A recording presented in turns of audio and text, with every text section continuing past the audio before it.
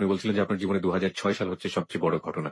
ঠিক আছে, আমরা 2006 সাল থেকে শুরু করতে পারি। 2006 সালে আপনার বয়স কত ছিল? তখন আমার বয়স 13 বছর এরকম হবে। আমি ক্লাস 6 এ পড়ি তখন। ওকে, চলুন। তো যখন আমি ক্লাস 6 এ পড়ি, গ্রামের স্কুলে পড়ি। আমার আম্মা আমাকে ঢাকা থেকে নিয়ে যায় ২ বছর পর। হুম, হুম। আমার আম্মা ২৭শে ডিসেম্বর যায়া বলতেছে যে, "তোমাকে আর পড়াশোনা করতে হবে না। তুমি ঢাকায় চলো।" আমি বললাম যে, "আম্মা কেন আমি ঢাকায় যাবো?" গ্রামে আপনি কোথায় পড়তেন? আমি গ্রামে আমাদের বিকিনগর হাই স্কুলে পড়তাম। কিন্তু ওখানে আপনি থাকতেন না? আমার নানা বাড়ি থাকতাম। ওকে। নানা বাড়ি থাকতাম, নানাদের ঘর সংসার দেখাশোনা করতাম, কাজকর্ম করতাম, আর সাথে পড়াশোনা আর আপনার করতাম। মা ঢাকাতে থাকতো? হ্যাঁ, আমার মা ঢাকাতে থাকতো, আমার নানিও ঢাকাতে থাকতো। আমার ছোট ভাই বোন দুটাকে দেখার জন্য। তার মানে কি আপনার নানি এক জায়গায় থাকতো, আপনার নানা আরেক জায়গায় থাকতো? হ্যাঁ, নানি বৃদ্ধ হয়ে গেছে। এখন ভাই বোন দুটাকে দেখা লাগবে, এজন্য নানি ঢাকাতেই থাকতো বেশিরভাগ টাইম। ওকে, তারপর? তারপর আমাকে নানার সংসার দেখতে হইতো পুরাটা। হুম, হুম, হুম। আর তাদের অনেক বড় গৃহস্থ। ওই কাজ করতাম আর পড়াশোনা করতাম। ২০০৫ এর ২৭শে ডিসেম্বর আমার ফাইনাল পরীক্ষা। হুম, হুম। মা যেয়ে বলল যে, "তোমাকে আর পড়াশোনা করতে হবে না। তুমি ঢাকায় চলো।" বললাম যে, "মা কেন? আমি যে পড়াশোনা করতেছি আর তোমার এখানে ৳১ খরচও লাগতেছে না। জি। আমার খরচ আমি সংসার থেকে বের করে নিতেছি, নানাকে অনেকভাবে হেল্প করতেছি। আর স্কুল থেকেও কোনো প্রেশার আসতেছে না। হুম, হুম। কারণ ভালো পড়াশোনা করতাম। তো সমস্যাটা কি?" পরে বলল যে, "আমার পক্ষে সম্ভব না তোমাকে পড়ানো। আমি যে টাকা বেতন পাই এই টাকায় তোমাদের ৩ জনকে আমি মানুষ করতে পারব না। তুমি কষ্ট করো, তোমার ভাই বোন দুটাকে মানুষ করতে দাও।" তো তখন আমি অনেক কান্নাকাটি করছি। আমার ছোট মামাটা জুরাইনে কাঠমিস্ত্রির কাজ করতো। মামাটার সাথে যোগাযোগ করতে পারিনি। হুম, হুম, হুম। আমার মা আমাকে ঢাকায় নিয়ে এসে গার্মেন্টস এ ভর্তি করায় দেয়। তো গার্মেন্টস এ আমি কাজ যখন করি তখন অন্যমনস্ক থাকতাম। আচ্ছা, কাজ করতে পারতাম না। পারতেন। আপনার তখন বয়স কত? গার্মেন্টস এ যখন ভর্তি তখন ১৩ বছর। 13 বছর বয়সে আপনাকে গার্মেন্টস এ নিল। হ্যাঁ। ওকে। তো ২ মাস চাকরি করার পর আমি অসুস্থ হয়ে যাই। আমার চাচাতো মামা যে বিদেশে থাকে, হুম, হুম। আমার সেজো মামা, শোনার পর আম্মুকে রাগ করে বলল যে, "ওকে আপনি এখনই বাড়ি নিয়ে স্কুলে দিয়ে দিবেন।" তো আমার আম্মু আমাকে বাড়ি তো ঠিকই নেয়। কিন্তু আমাদের বাসার নিচের তলায় হুম, হুম। একটা ফ্যামিলি ভাড়া আসে। উনাদের ছেলে আমাকে পছন্দ করে বিয়ের জন্য। আমার আম্মা নানুর সাথে ওর সাথে ভালো একটা সম্পর্ক হয়ে যায়। তো ওই ছেলেটাকে আমার ভালো লাগতো না। কেন বললেন? কারণ ভালো লাগতো না, উনি একটা ভাদাইমা কোয়ালিটির। আমার এটা মনে হইতো। ওকে। ভাদাইম্মা কোয়ালিটির। ওকে। মানে এটা এটা আসলে কি? আপনি একটু এক্সপ্লেইন করবেন যে ভাদাইম্মা বলতে আপনি কি বোঝাচ্ছেন?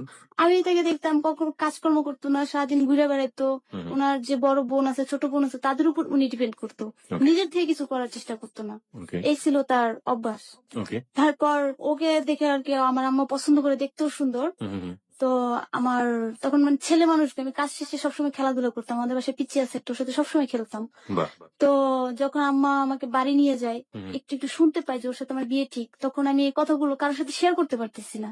ওকে। তো আমি যেই বাসায় জন্ম আমার, হুম, হুম। ওই বাসাটায় আজও আছি। আমি সেই নানুর সাথে যেয়ে বলি যে, "নানু দেখো আমি তোমাদের কাছে বড় হইছি, এরকম করতেছে, আমি কিভাবে বাঁচবো?" পরে আমার ওই নানু এটার প্রতিবাদ করে। ওর ফুপু আমাকে দেখতে আসে, দেখতে আসলে আমি হুম, হুম, সেদিন আমার নানুর কাছে যেয়ে বসে থাকি। আর দেখা হয় না। তো চলে যায়। হুম, তো হুম। চলে গেলে আমার আম্মা আমাকে দেশে নিয়ে যায়। ওকে সহকারে বলল যে, "ডালিয়া আমি তো অসুস্থ।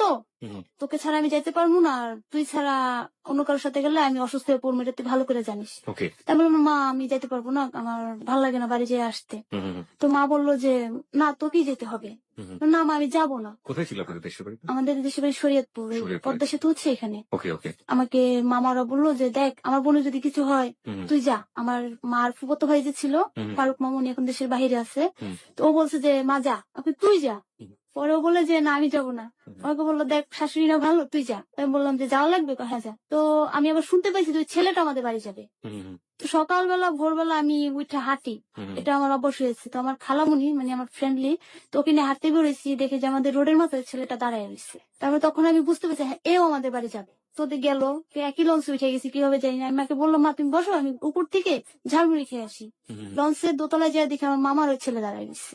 তারপরে আমি মাকে বললাম, "তুমি লঞ্চের থেকে নামো, আমি তোমারে খুন করব।"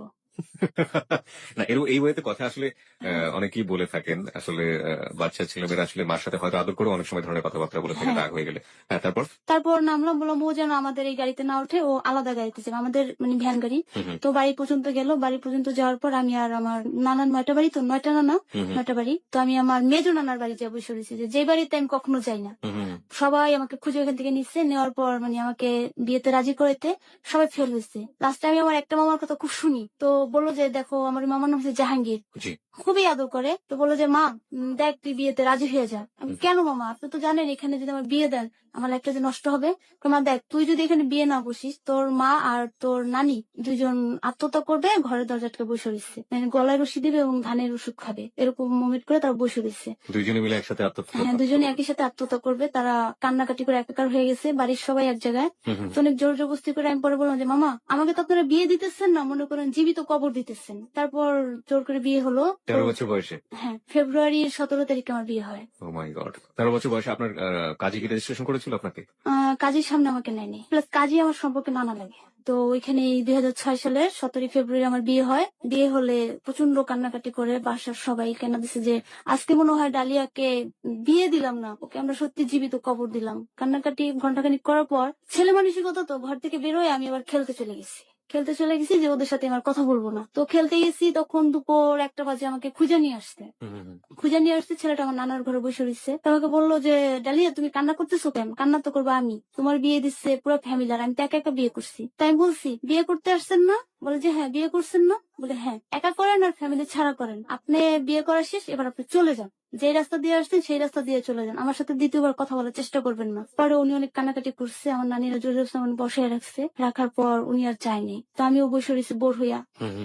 তো রাত্রে যখন আমার নানি আমাদেরকে দিল এক রুমে, তো আমি তাকে বললাম, তোকে এখানে দিছি, তুই এখানেই থাকবি, আমার পিছে পিছে আসবি না, চুপচাপ থাকবি, এখানে লড়বিও না। তো আমি ওখান থেকে চলে আমার খালার কাছে চলে যাই। তো খালার কাছে চলে যাই, তারপর আবার আমার নানি নিয়ে আসে। তার কিছুক্ষণ পরে 10-15 মিনিট পরে আমার মা মানে হাত পা ছেড়ে দিয়ে অজ্ঞান হয়ে গেছে। কেন? তা যাই না, খুব উইক হয়ে তার দাঁত টাত লাগে মানে অনেক অসুস্থ হয়ে পড়ছে। তখন তাকে নিয়ে টানাটানি সারা রাত। তো পরের দিন বললাম যে মা, দেখছো আমার সাথে যে অন্যায় করছো, তুমি নিজেও সুখী না। এটা আমার খালারা বলছে। এখন বলতেছে যে ডালিয়াকে ঢাকায় নিবো না, ও এখানে থেকে পড়াশোনা করবে। আমি একটু জানতে চাই যে যে ছেলেটা কিছু করে না, হ্যাঁ, এরকম একটা ছেলে তার পরিবার ছাড়া আপনাকে বিয়ে করলো এবং আপনার মা সেখানে বিয়েটা কেন দিল? তার পরিবার ছিল, তো তার পরিবার যে বাসাটা ছিলাম, তারা এখানে একটু সমস্যা ঘটাইছে যে এখানে বিয়ে করো না, সমস্যা হবে। পাশের বাসার বাড়িওয়ালার মেয়ের সাথে বিয়ে দিতে চাইছিল, যেখান থেকে যৌতুক টৌতুক পাবে এবং তাদের কাছে থাকতে পারবে।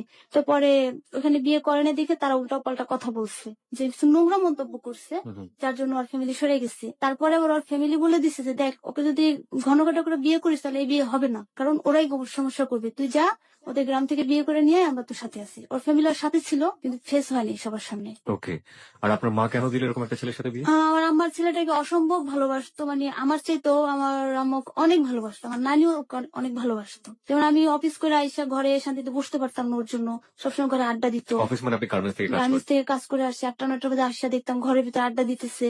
তখন আমার খুব অস্থির লাগতাম, পাশের রুমে আমার খালার কাছে যে বসে থাকতাম, না আমার মার বান্ধবী হয় তার কাছে যে বসে থাকতাম। তো এরকম ভাবে অনেক অস্বস্তি বোধ করতাম। পরে বিয়ে হয়ে গেলে স্কুলে ভর্তি করতে বলে, তো আমি বললাম যে না, আমি আর পড়বো না। আচ্ছা, আমি একটু এই প্রসঙ্গে আবারও আসতেছি।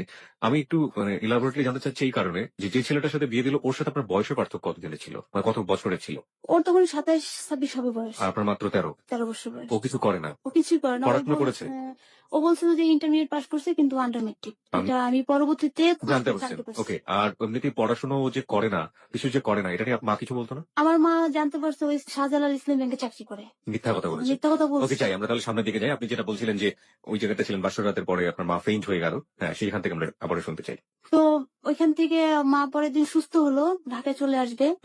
আমাকে বললো যে ওকে স্কুলে ভর্তি করে দে, ওকে ঢাকায় নেবো না। তো আমি তখন বললাম যে এখানে থাকবো না, ঢাকায় চলে যাবো।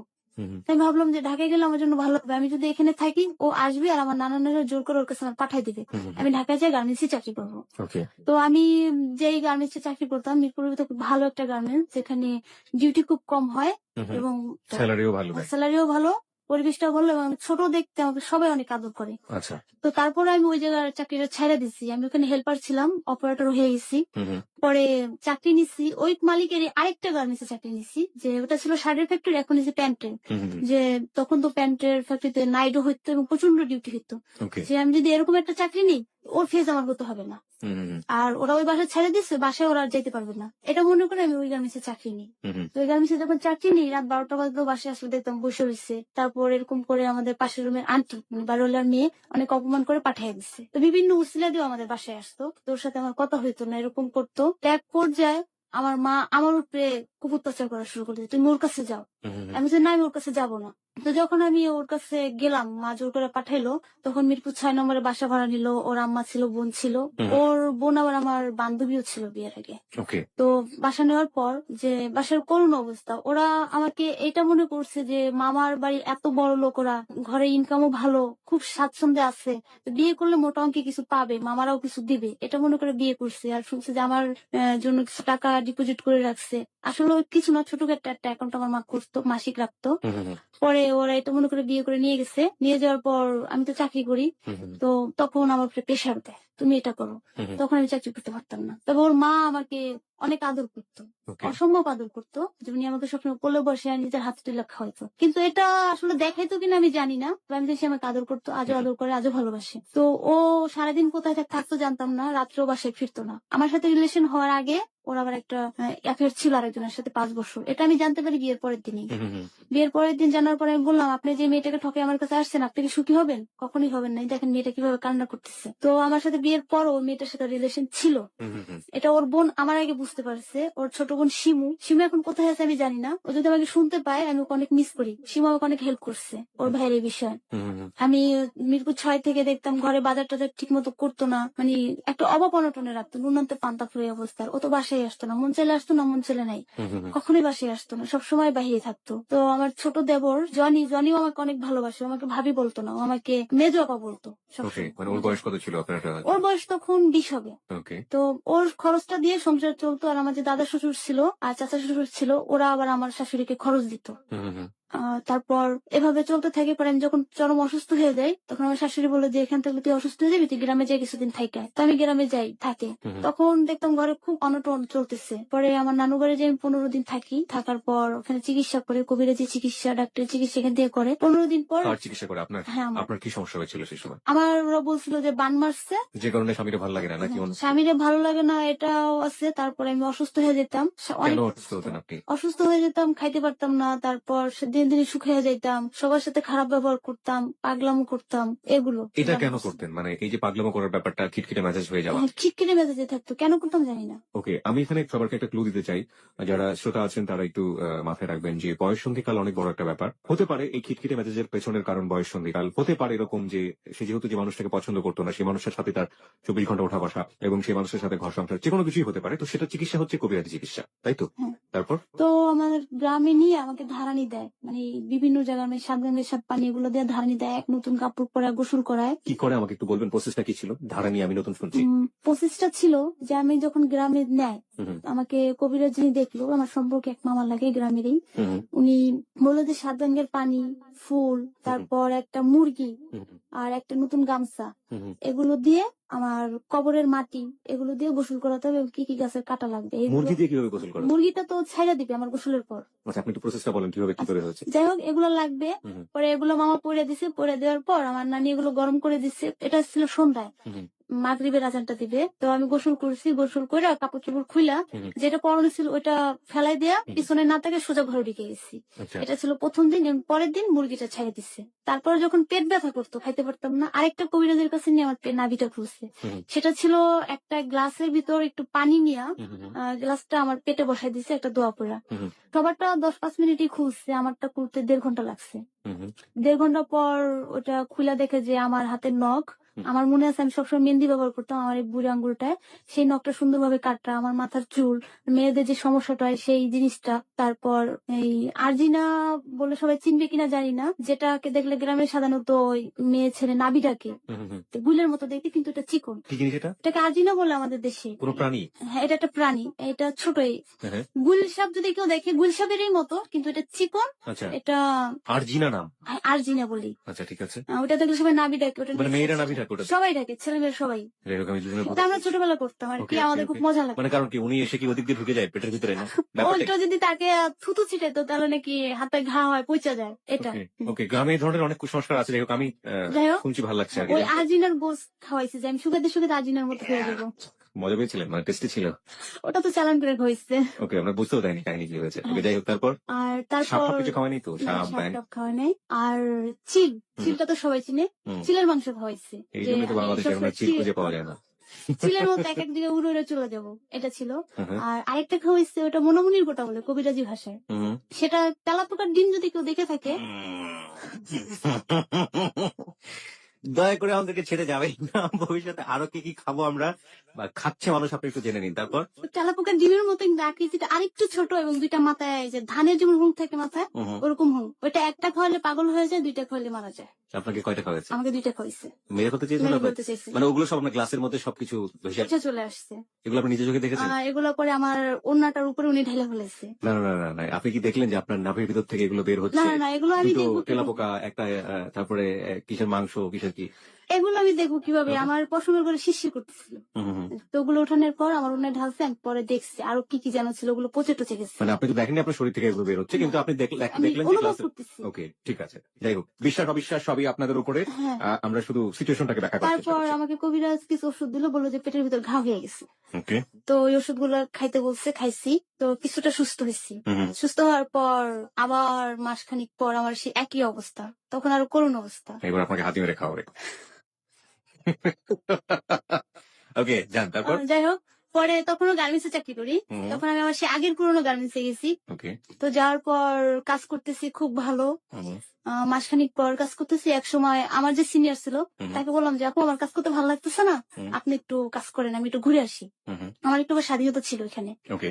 তো বাথরুম থেকে ফ্রেশ হয়ে এসে যখন বসছি, ওইখানে এগুলোকে আবার পরে গেছি, পরে গেছে, হাত পেয়ে গেছে। তো আমার মা ওকে বললো যে কাসর আলম তুমি আসো, ডালিয়া তো অজ্ঞান হয়ে পড়ে গেছে, ওকে ডাক্তারের কাছে নিতে হবে। হুম, তো ডাক্তার আবার বলছে কবিরাজের কাছে নিতে হবে। এখন কবিরাজ, ডাক্তার বলছে কবিরাজের কাছে নিতে হবে? হ্যাঁ, মানে যে ডাক্তারের কাছে নিয়ে গেছে সে ডাক্তার বলছে কবিরাজের কাছে কবিরাজের নিতে কাছে হবে? নিতে হবে। তো ভাই, আমার আপনি কোন দুঃখে ডাক্তার হয়েছেন? এটা তো মানে জীবনে প্রথম শুনলাম। কত কিছু শুনবো হ্যালো 920 তে। ওকে, যাই হোক, তারপর কি হলো? পরে মিরপুর লালমাটিয়া হুম, সে একটা কবিরাজ আছে, ওখানে গেছি। যাওয়ার পর ও বললো যে দাঁড়ান দাঁড়ান, আপনার মেয়ে মরে গেলে মরে যাক, আমাকে ছাড়া ডাক্তারের কাছে নিতে পারবেন না, আবার না জানি আবার আপনারা আমাকেই বান মারেন কিনা। কে বলছে এটা? এটা আমার হাজবেন্ড বলছে। ওকে। তো আসতে আধা ঘন্টা লেট করছে। তারপরে আমার মা ওকে সহকারে নিয়ে গেছে। কবিরাজ আবার ওই ছেলেটা আমাকে কোরআন শরীফ পড়া ঝেড়ে টেরা দেওয়ার পর বললো ও যদি এখন বাসায় গেলে ঘুমায় যায়, আপনারা ওকে ডাকবেন না। এবং সেই আগের ট্রিটমেন্ট আবার করলো। আবার এইসব গুইসা মেরে খাওয়ালো। হ্যাঁ, ছেলেটাও আমার বয়সী, মানে তখনও আমার বয়সী ছিল, 22 বছরের ছিল। হুম, তো বললো যে আমার কাজ তো আমি করে দিচ্ছি, কিন্তু এর ডাক্তারি চিকিৎসা লাগবে, ডাক্তারি যে চিকিৎসাটা আছে আপনি এটা করাই ফেলেন। তারপর ডাক্তার দেখাইলো আমার মা। ওই ছেলে আবার কালো জিরা আমাকে দিচ্ছে খাইতে। কোন ছেলে? কবিরাজ? হ্যাঁ, কালো জিরা খাইতে বলছে। আমি আবার কালো জিরা খাইতে পারি না, হুম, অস্বস্তি লাগে আমার। এটা মনে করলে খুব মজা লাগে হুম, যে কালো জিরার বড়ি। আমার মাকে বলছিলাম আমি এটা খাইতে পারি না, তুমি জানো, আমাকে বড়ি বানিয়ে দাও। হুম, পরে যে তোরে নিয়ে যে আমি কি করবো জানি না। হুম, পরে আমার মা বড়ি বানিয়ে দিচ্ছে। আমি সকালে ওইটা বেসিং এ যা খাইতেছি, আমার গলার এখানটা আটকে গেছে, মানে এদিকে আসতেছে না ওদিকে আসতেছে না। হুম, তখন ভোর 5:30 বাজে। তুই কি করি? পরে খুব জোরে একটা চিৎকার মারছি মা বললা। তো বাসার সবাই চলে আসছে যে কি হয়েছে কি হয়েছে, আমি বলতে পারতেছি না, গলার এই পাশে আটকে গেছে। হুম, তো ওইটা ভিতরে যাওয়ার পর সবাই খুব হাসাহাসি করছে। তারপর আমারও খুব মজা লাগছে যে আজকে তুই একটা খেলা দেখালি, বাসার সবাই উঠে গেছে। তারপর থেকে আর ওষুধ খেতে পারি না। তখন ওদের ফ্যামিলি থেকে হুম। আমার বাসায় চলে আসবো। তো 15 দিন পর আমাকে যখন আনতে যায় আমার দেবরকে সহকারে, তো আমাকে বলতেছে যে ডালিয়া গাড়ি ভাড়া টাকা নেই, টাকা লাগবে, টাকা দাও। আপনার হাজবেন্ড বলছে আপনাকে? ওকে। আমি বললাম তুমি ঢাকায় চাকরি করো, দিনরাত কোথায় থাকো আমি জানি না, আমার চিকিৎসার খরচটা আমার মা চালাইছে, তো এখান থেকে গাড়ি ভাড়া লাগে একজন মানুষের 100 টাকা। জি। তো তোমার কাছে যদি 100 টাকা না থাকে তুমি ওকে নিতে আসছো কেন? হুম, আমার মারাই বলতো যে আপনার মেয়েটাকে প্যাকেট করে নিয়েছেন, আর প্যাকেট করে দিয়ে যান। সেটাই। পরে এটা আবার আমার দেবর জানে না, ও কিছুটা বুঝতে পারছে। এই কথাটা আবার বলছে আমাকে রাস্তায় এসে। হুম, হুম, তার আগে আরেকটা ঘটনা ঘটছে যে ওর কাছে যে টাকাটা ছিল ওটা আমার নানির কাছে, ও আমার নানির কাছেও রাখেনি। আমার নানি ওকে অনেক ভালোবাসে, ও আমার চাচাতো খালার কাছে রাখছে। ওকে। এটা রাখার পর আমি ভাবতেছি যে আমার এই খালাটা তো থাকে নানা বাড়ি, হুম, তো এই খালা কারোর সাথেই কথা বলে না, আর ও বারবার খালার কাছেই বা কেন যাচ্ছে। হুম, এটা পরবর্তীতে আমি জানতে পারছি যে খালার কাছেও টাকা রাখছে, এই জন্য গেছে। তো বাজারে যখন আসি গাড়িতে উঠবো, হুম, তখন আমাকে বলে যে টাকা লাগবে, টাকা দাও। আমি বললাম যে এটা কি বলো? পরে আমাকে জনি বললো যে কি হয়েছে না জপা, এদিকে আসেন। ভাইয়া কি বলছে? হুম, না কিছু বলে নাই। নিশ্চয়ই টাকা চাইছে। আমি বললাম যে টাকা চাইছে না, এরকম কিছু না। হ্যাঁ টাকা চাইছে, আপনি না বললে কি হবে? তারপর ওরা দুই ভাই মিলে গ্যাঞ্জাম করলো। গ্যাঞ্জাম করার পর বললো যে ঠিক আছে চলো যাই। ওকে। রওনা হলো। লঞ্চে আসি, লঞ্চে আমি বসে থাকতে নামাজ হচ্ছেটা দাঁড়ায় থাকতে ভালো লাগে। তো সবারই বোধহয় ভালো লাগে। আমি ওইখানে দাঁড়ায় রয়েছি, নদী দেখতেছি। হুম, তো হঠাৎ করে একটা ফোন নিয়ে পিছন সেটে চলে গেল, আর জনি আরেক সেটে। তো বলতেছে নাও টাকা আসছে, আমার এক অফিস কলিগের সাথে দেখা হয়েছে, তো উনি আমাকে এখন টাকা দিচ্ছে, এই টাকা দিয়ে যাওয়া যাবে। তারপর সেদিন বাসায় আসলাম। হুম। তো 4টার দিকে বাসায় এসে পৌঁছেছি। বাসায় এসে দেখি বিশাল অবস্থা। মানে যে নুন আনতে পান্তা ফুরায়, আমার শাশুড়ি সেই জিনিসটা আর নাই। মনে হয় যেন এখন সে অনেক হয়ে গেছে। বাসায় খাওয়া দাওয়া মানে একটার পর একটা, মানে কোনটা থেকে কোনটা খাবে, কোনটা থেকে কি করবে, এই অবস্থা। মানে হঠাৎ করে এরকম চেঞ্জ কেন আসলো? এটা আমি যাওয়ার পর হয়েছে, আমাকে পাশের ঘরের ভাবি বলছে, ভাবি আপনি থাকতে এই অবস্থা, আর আপনি যাওয়ার পর তো আপনার সংসারের অবস্থা খুবই ভালো, তারা চলতেছে। আমার শাশুড়ি সবসময় টাকাটা লুকিয়ে রাখতে, এটা পরে জানতে পারি আমাকে ওই ভাবি বলছে এই কথাটা, যে আপনি যাওয়ার পর তারা খুব ভালো চলছে, খুব ভালোভাবে ই করছে, কিন্তু আপনি আসলে অভাবটা কেন দেখায়। মানে আপনি ওখানে গেলে অভাবটা দেখো তো এই কারণে যাতে আপনি বাবার বাড়ি থেকে কিছু নিয়ে আসেন। বাবার বাড়ি থেকে কিছু নিয়ে আসি বা চাকরি বাকরি কিছু করি, কিন্তু আমি Okay. তখন চাকরি করতে পারতাম না, তবে হাতে সেলাই কাজ করতাম, আমি কখনোই বেকার থাকতাম না, টুকটাক একটা এক্সেন্ট করতাম। ওকে, আমার আপনি হাতের কাজ পারেন, মানে কি হ্যাঁ, আমি ধরনের হাতের কাজ করেন আপনি? টেলারিং এর কাজ সেলাই পারি, হুম হুম, এখন কাটাও পারি। হুম হুম, তারপর আগে যে সুই সুতায় মেয়েদের জামার কাপড়, ছেলেদের পাঞ্জাবি ফতুয়া, হুম হুম। বাচ্চাদের কাপড়ে পুঁতি চুমকি বসানো, এই সব টুকটাক কাজ আমি করতাম সবসময়। এখন আপনি এটা পারেন? এখনো করি। তারপর ব্যাগ চমৎকার। ট্যাগ বানানো, বাহ। এগুলো আমি সবসময় করি, কারণ আমি যে বাসায় জন্ম নিছি হুম ওই আন্টি টেলারিং থেকে শুরু করে ব্লক বাটিক পাঞ্জাবির হাতের কাজ সব কাজ জানে। হুম হুম, তো আমি স্কুল থেকে আসলে আন্টি আমাকে খেলার ফাঁকে ফাঁকে ওনার মেয়ের মতো করেই ই করছে, কাজটা শিখাইছে। হুম হুম। তা আমি ওই করতাম, আমার একটা আগ্রহী ছিল মানে কারুকাজের উপরে কিছু শেখার। যাই হোক, ডালিয়ার একটা অসাধারণ যোগ্যতা আমরা জানলাম। ওকে, তো আপনি এসে দেখলেন যে অবস্থা খুবই ভালো এবং হ্যাঁ। খুব ভালো চলতেছে। হ্যাঁ, তারপর? তারপর জালাল ভাই এগুলো সবসময় ফলো করতো, যে আমার শাশুড়ি দুই চোখ করতেছে। জানাল মানে কোন জানাল? আমার ননাসের জামাই, ওকে। উনি দেখতো যে দুই চোখ করে, পরে বলতো যে মা এটা কিন্তু ঠিক না, এটাও আপনার মেয়ে ওইটাও আপনার মেয়ে, আপনার মেয়ে কিন্তু আমার বাড়ি গেছে, আমার মা যদি এরকম করে তখন কষ্ট আপনার মেয়ে হবে, হুম হুম, আর আমি তো নিজের চোখেই দেখতেছি। হুম হুম, তারপর আমার শাশুড়ি বাসাটা ছেড়ে দিচ্ছে, আমি যে মাসে গেছি ওই মাসেই বাসা ছাড়ছে, তখন মাসের ছিল 22 তারিখ, বাসা ছেড়ে নিচ্ছে। ওনারা প্ল্যান করছে যে আমার হাজবেন্ড যে ও থাকবে ব্যাচেলার আর আমি আমার মার কাছে যাবো। তা আমি তো জানি যে আমার হাজবেন্ড ব্যাচেলার কখনোই থাকবে না, হুম হুম, সে যেখানেই থাক না কেন রাতে তো কখনোই বাসায় থাকে না, হুম হুম। দিনের বেলা কোথায় থাকে জানি না, শুধু খাওয়ার টাইমে আসে, আমার মার কাছে এসে যাবে। এর আগেও সে এই কাজটাই করছে, আপনার আমার কাছে গেছে? আমার আম্মার কাছে মাসখানেক ছিল, কোনো খরচ দিত না, আর আমি চাকরি করতাম। তারপর এটা আমি বুঝতে পারছি, পরে বললাম যে না এটা হবে না, ও তো আমার মার কাছে যা থাকবে, ব্যাচেলার থাকতে পারবে না, হয়তো আপনারা আমাকে সাথে নিয়ে যান, আর নয়তো আপনার ছেলে আমার মার বাসায় কখনোই যেতে পারবে না। তো আমি আমার মায়ের বলছি, দেখো একবার আমাকে তোমরা পাঠাইছো, নেক্সট ডে কিন্তু আবার বলতে পারবে না যে ওই বাসায় এসে থাকে, তুমি কিছু বলিস না কেন, কারণ ওকে আমি দেখতে পারি না, কোনোদিন দেখতে পারবো না। আচ্ছা, আমি একটু গল্পের প্রয়োজনে আমার কিউরিওসিটির কারণে আমি প্রশ্নটা জিজ্ঞেস করছি। Nothing is impossible in any kind of relationship. আমি একটু জানতে চাই যে আপনি বলছিলেন যে আপনার হাজবেন্ডের বয়স ছিল 27 থেকে 28 এর মতো। হ্যাঁ। আপনার মায়ের বয়স কত ছিল আনুমানিক? আমার আম্মুর বয়স এখন 35 বছর। ওকে, আপনার হাজবেন্ডের সমবয়সী ছিল সে, নাকি আপনার হাজবেন্ডের হ্যাঁ, শিশুনি? হাজবেন্ডের অনেক বড়, কত বছরের বড়? হয়তো 7-8 হবে। ওকে, লেটস গো। তারপরে কি হলো? তারপর বললাম যে তুমি আমাকে কিচ্ছু বলতে পারবে না, ও যদি বাসায় যায় রাখবা কি রাখবে না তোমার ব্যাপার, হুম আর আমার সাথে কোনো জোর জবরদস্তি বা কোনো রকম মানসিক প্রেশার দিতে পারবে না। ও কেমন আমি বিয়ের আগেও বলছি, এখনো বলতেছি, তোমরা বুঝে দেখো। হুম হুম, পরে বললো যে আচ্ছা ঠিক আছে আমরা আনবো না। তখন মা বলছে যে আপনি বাসা নেন না কেন, আমি তো আমার মার কাছে যাবো না, এ বাসাতে আছি এ বাসাতে থাকবো। পরে বলছে হ্যাঁ বাসা নিতেছি, বাসা দেখতেছি, আর আমার শাশুড়ি মাসের 27 তারিখ বাসা ছেড়ে সবকিছু নিয়ে গেছে। হুম হুম। তো দুলাভাই শুধু এগুলো বসে বসে দেখতেছে। পরে বলে যে আম্মা আপনি এগুলো প্যাকেট করতেছেন কেন? পরে কেন বাড়ি নিয়ে যাবো? আপনি যে বাড়ি নিয়ে যাবেন আপনার ছেলে আর ছেলের বউ কি খাবে, কোথায় থাকবে, ওদের এগুলো লাগবে না? কয়, না ডালিয়া তো ওর মার কাছে যাবে আর আলম তো ব্যাচেলার যাবে। পরে দেখে যে ওনারা ওই দিন সন্ধ্যায় গাড়ি তুলবে, হুম হুম, হুম। সব গোছানো শেষ, ঘরে 1 কেজি চাল ছিল আর সবজি টবজি আছে সব শেষ করে ফেলছে। পরে বললো ওরা তো এখন আরো 2 দিন থাকবে না? কয় হ্যাঁ, এই 2 দিন ওরা কি খাবে, আপনি সব নিলেন? পরে দুলাভাই নিজের হাতে ওই চালটা, বেডিং পত্রটা আর ঘরে যে ফ্যানটা ছিল আর একটা পাতিলা আর একটা হাড়ি রাখছে ছোট ছোট, আর একটা প্লেট রেখে দিছে আর বড়িটা রেখে দিছে, যে এগুলো রেখে যান, আমি আর শিল্পী আজকে এখানে থাকবো, এখানে খাবো। পরে আমার শাশুড়ি ওনাদের জন্য রেখে যায়, পরে আমি ওনাদের জন্য রান্না করে রাখছি, খাওয়া দাওয়া করে চলে গেছে। তো আমি তখন একা একা কান্না করতেছি, শিমু চলে যাবে, শিমুকে নিয়ে আমি আমার বসে অনেক মজা করছি। শিবু মানে হচ্ছে আপনার আমার বান্ধবী? ননদ, হ্যাঁ হুম হুম। বান্ধবী। এই 2 নম্বর স্টেডিয়ামের সাথে আমাদের বাসা, আমাদের দেওয়ালটা পারাইলে স্টেডিয়ামের ফলটা চুরি করা যায়। করেছেন কখনো? আমি ভীষণ আকারের চোর। ওকে, আমাদের স্টুডিওতে এমন কিছু নাই যেটা আপনি সি আপনাকে যাওয়ার সময় আমরা চেক করবো।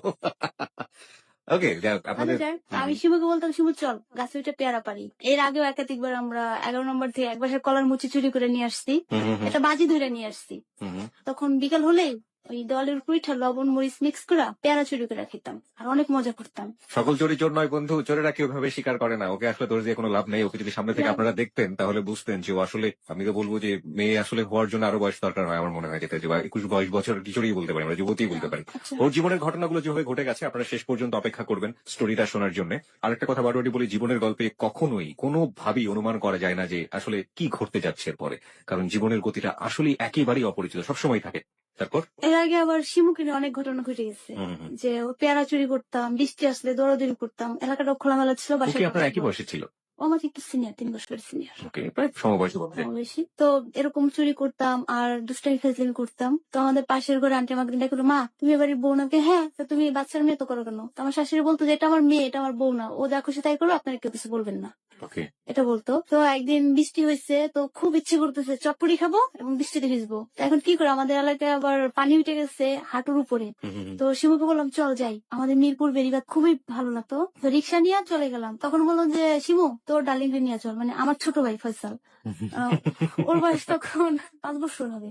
আচ্ছা ঠিক আছে। তো ফয়সাল রে বললাম যে মিরবিটার মোড়ে আস, আমরা অমুক জায়গায় যাইতেছি। বলে, সত্যি আপু? হ্যাঁ। তো শিমুর ফোনটা প্যাকেট করে রিক্সায় করে যাইতেছি, যে বেরিবাদে বৃষ্টিতে ভিজে অনেক মজা করলাম। সেখানে যে নদী ছিল সেখানে গোসলও করছে আমি, শিমু, ফয়সাল। 6 নম্বর আদর্শ স্কুলের এখানে চটপটি খেয়ে বাসায় বিরা দেখে যে হাঁটু পানি, তো কি হাঁটু পানির সময় বাসায় পানি উঠে গেছে। এগুলো পরিষ্কার করলাম। তারপর যেখানে ছিলাম, যে শাশুড়ি চলে গেল, তারপর বাসাও আর নেওয়া হলো না। এখন বাসায় কিচ্ছু নাই, খাওয়ার মতো কিছুই নাই। ও বাসায় আসে না, কোথায় যায় কে জানে। আমার যে টুকটাক হাতের কাজের টাকাটা ছিল, এটা আবার আমি যখন ব্যাগ চেক করি যে দেখি টাকাটা নিয়ে চলে গেছে। এখন আমার কাছে মাত্র 2-3 টাকা আছে। আর আমি কারোর কাছে চাইও খাবো না। আর আম্মুর বাসা 2 কদম সামনে, মানে মিরপুর 6 থেকে 7। আম্মুর কাছে আমি যাবো না, কষ্ট করবো, আম্মুর কাছে যাবো না। এখন আমার অনেক ক্ষুধা লাগছে, 3 দিন হয়ে গেছে আমি কিছু খাই না। এখন আমি কি করি? পরে ভাবলাম ও হয়তো আসবে, তো আসলে আমি বলবো কিছু নিয়ে আসো। তো বাসায় সামনে ছাগল আসছে, ছাগলের কাছ থেকে আমি এক ফোঁটা কলমি শাক কিনছি। কলমি শাক কিনা কুইটা ধুইয়া সেদ্ধ করে রাখছি লবণ দিয়া, যে ও তো আসলে সব আনবে বা আমি আনতে বলবো, তো ও আর আসে না। পরে ক্ষুধা টুরে আমি ওই সেদ্ধ করা কলমি শাক গুলো খাইছি। তখন আমার অনেক কান্না আসতেছিল, যে আজকে আমি এখানে পড়ে রয়েছি, আমার মা আমাকে একটাবার দেখতে আসে না, আমি কিভাবে আছি, তারা শুধু তাদের এটাই দেখে। তারপরও আমি আমার আম্মারে বলছি যে মা, লাগলে আমার লাশ যাবে এখান থেকে, আমি তোমার বাসায় যাবো না, তুমি ওকে এই চান্সটা দিবা না যে তোমার বাসায় ওঠার জন্য, তোমার কষ্ট হোক আর দরকার নেই। তো আমার মা কেউ পটায় ফেলছে। এসে বলতেছে, ডালিয়া আজকে তো 1 তারিখ বাসা নিছি, চলো। বাসা নিছেন কোথায়? কয় মিরপুরে নিছি। হ্যাঁ, আপনি করেই বলতাম ওরে আমি। তো আমাকে প্রশ্ন করতো, তুমি আমার তুমি বলো না কেন? আমি স্যার আপনার কোনোদিনও তুমি বলবো না, কারণ আপনাকে আমার ভালো লাগে না, লাগবেও না। আপনার কিছু নেচার এগুলো আমার ভালো লাগে না। তো 1 তারিখে বাসার তো আর তেমন কিছু না, একটা রিক্সা নিয়ে আমার মার বাসার সামনে যেয়ে থামছে। আমার মা বাসায় রিসিভ করলো। রিসিভ করার পর আমি বললাম যে মা, তুমি এটা করছো, এটার ভুল তুমি শুধরাবা, আমি না। তারপর ওইখানে 10 দিন পরে আমি আবার গার্মেন্টসে চাকরি নিচ্ছি, যে আমার মার উপর যে একটা প্রেশার না আসুক, আমাকে যেন কারো কথা শুনতে না হয়। তো মার ওখানে চাকরি নিচ্ছি, চাকরি করতেছি 1 মাস। ও 2 দিন আবার বাহিরেই ছিল, মানে আমাকে দেখানোর জন্য যে আমি বাহিরে আছি। 5 দিনের মাথায় আমার মার বাসায় উঠছে। তো আমার মামা তো খুব রাগ, যে ও এখানে কেন আসবে, ও মা এটা বলছে না। তা আমি ওকে রাগ করছি, আপনি এখানে কেন আসছেন?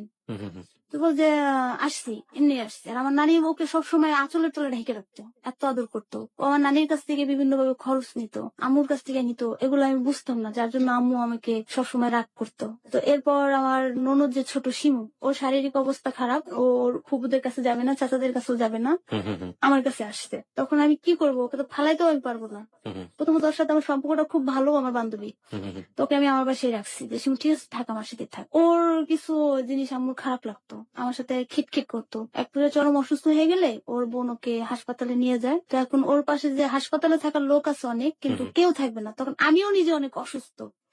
তো সেই অবস্থায় 2 রাত 2 দিন আমি হাসপাতালে ওর সাথে আমি ছিলাম, শিমুর সাথে। তো শিমুর যে অবস্থা দেখে আমি নিজে আরো অসুস্থ হয়ে গেছি, যে আমি 2টা দিন হাসপাতালে পড়ে রয়েছি একটা রোগীর সাথে, আমারও ওরা কোনো খবর নেই আমি ওখানে কিভাবে আছি, কি করতেছি। তারপর বাসায় চলে আসছি আবার, ওকে ওদের বাসায় নিয়ে গেছে, আমি আমার বাসায় চলে আসছি। আমার আম্মুর কাছে শিমু ছিল তখন 1 মাস অসুস্থ অবস্থায়।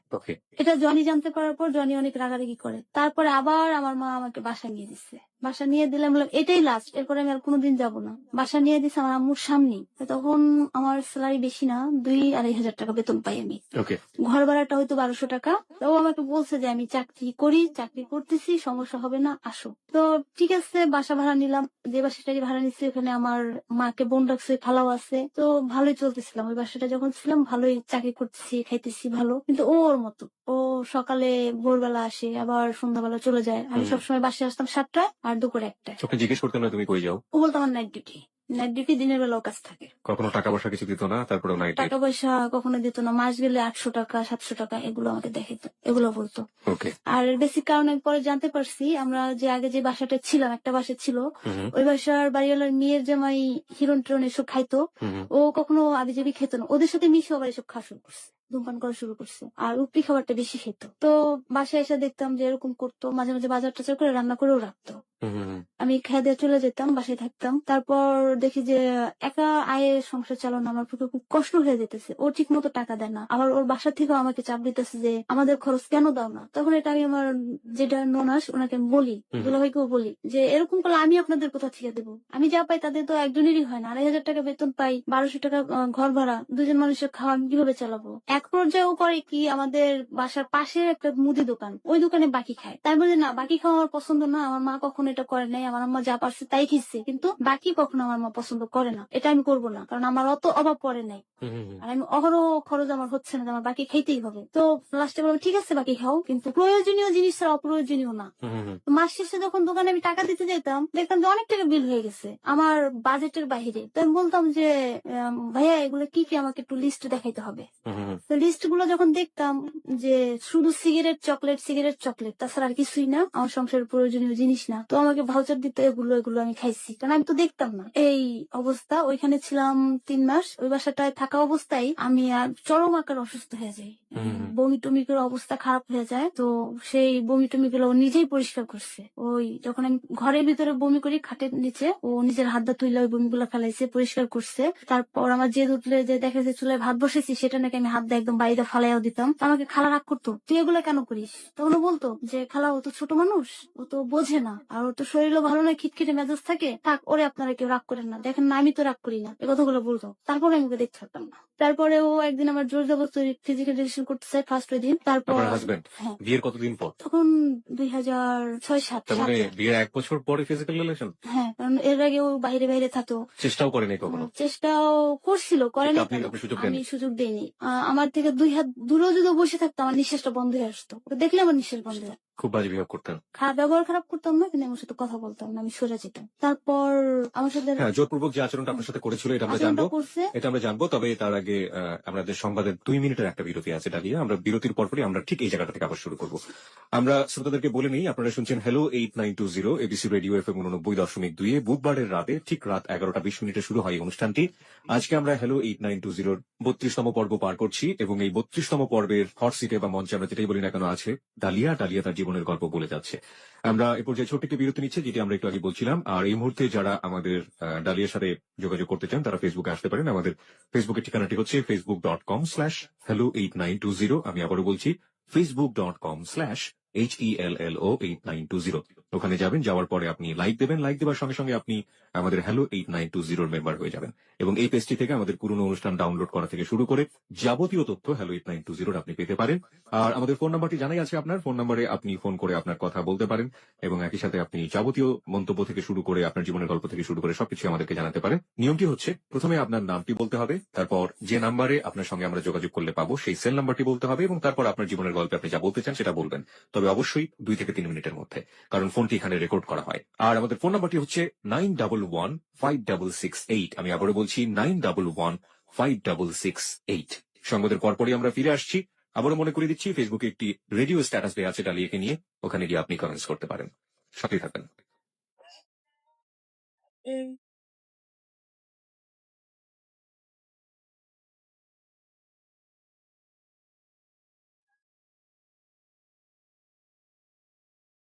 Hello, 8920. Hello, 8920. সংবাদের পর আরো একবার স্বাগত হ্যালো 8920-তে। কিবরিয়াকে আপনারা শুনছেন, এবং একই সাথে কিবরিয়ার সাথে আজকে রয়েছে ডালিয়া। এবিসি রেডিও এফএম 89.2 লাখো শ্রোতাকে আরো একবার স্বাগত জানাচ্ছি হ্যালো 8920-তে। এই অনুষ্ঠানটি সম্পর্কে নতুন করে বলার কিছু নেই। আজকে আমরা 32তম পর্ব পার করছি, এবং এই 32তম পর্বটি পার হয়েছে 32 জন কিংবা তারও অধিক মানুষের জীবনের গল্প নিয়ে। জীবনের গল্পগুলো যারা শুনে থাকেন তারা আসলে তাদের মতো করিয়ে নেন। এখানে আমরা কোনো উপদেশ দিই না, কোনো জ্ঞান গর্ভ বক্তৃতা রাখি না। আমরা বিশ্বাস করি ভালো মন্দ বোঝার ক্ষমতা সবারই তার নিজ নিজ জায়গা থেকে আছে, এবং ডালিয়ার জীবনের গল্পটা শোনার পর যদি আপনি আপনার জীবনে কোনো শিক্ষা নিতে পারেন, সেটাই হবে হ্যালো 8920 সার্থকতা। আমি আরো একবার ফোন নাম্বার বলে দিচ্ছি, এবং এই ফোনে ফোন করে আপনি আপনার জীবনের গল্প বলার জন্য আমাদের স্টুডিওতে আসতে পারেন। ফোন নাম্বারটি হচ্ছে 91156688। আমি আবারও বলছি 91156688। আমাদের ফেসবুক পেজটি হচ্ছে facebook.com/hello8920।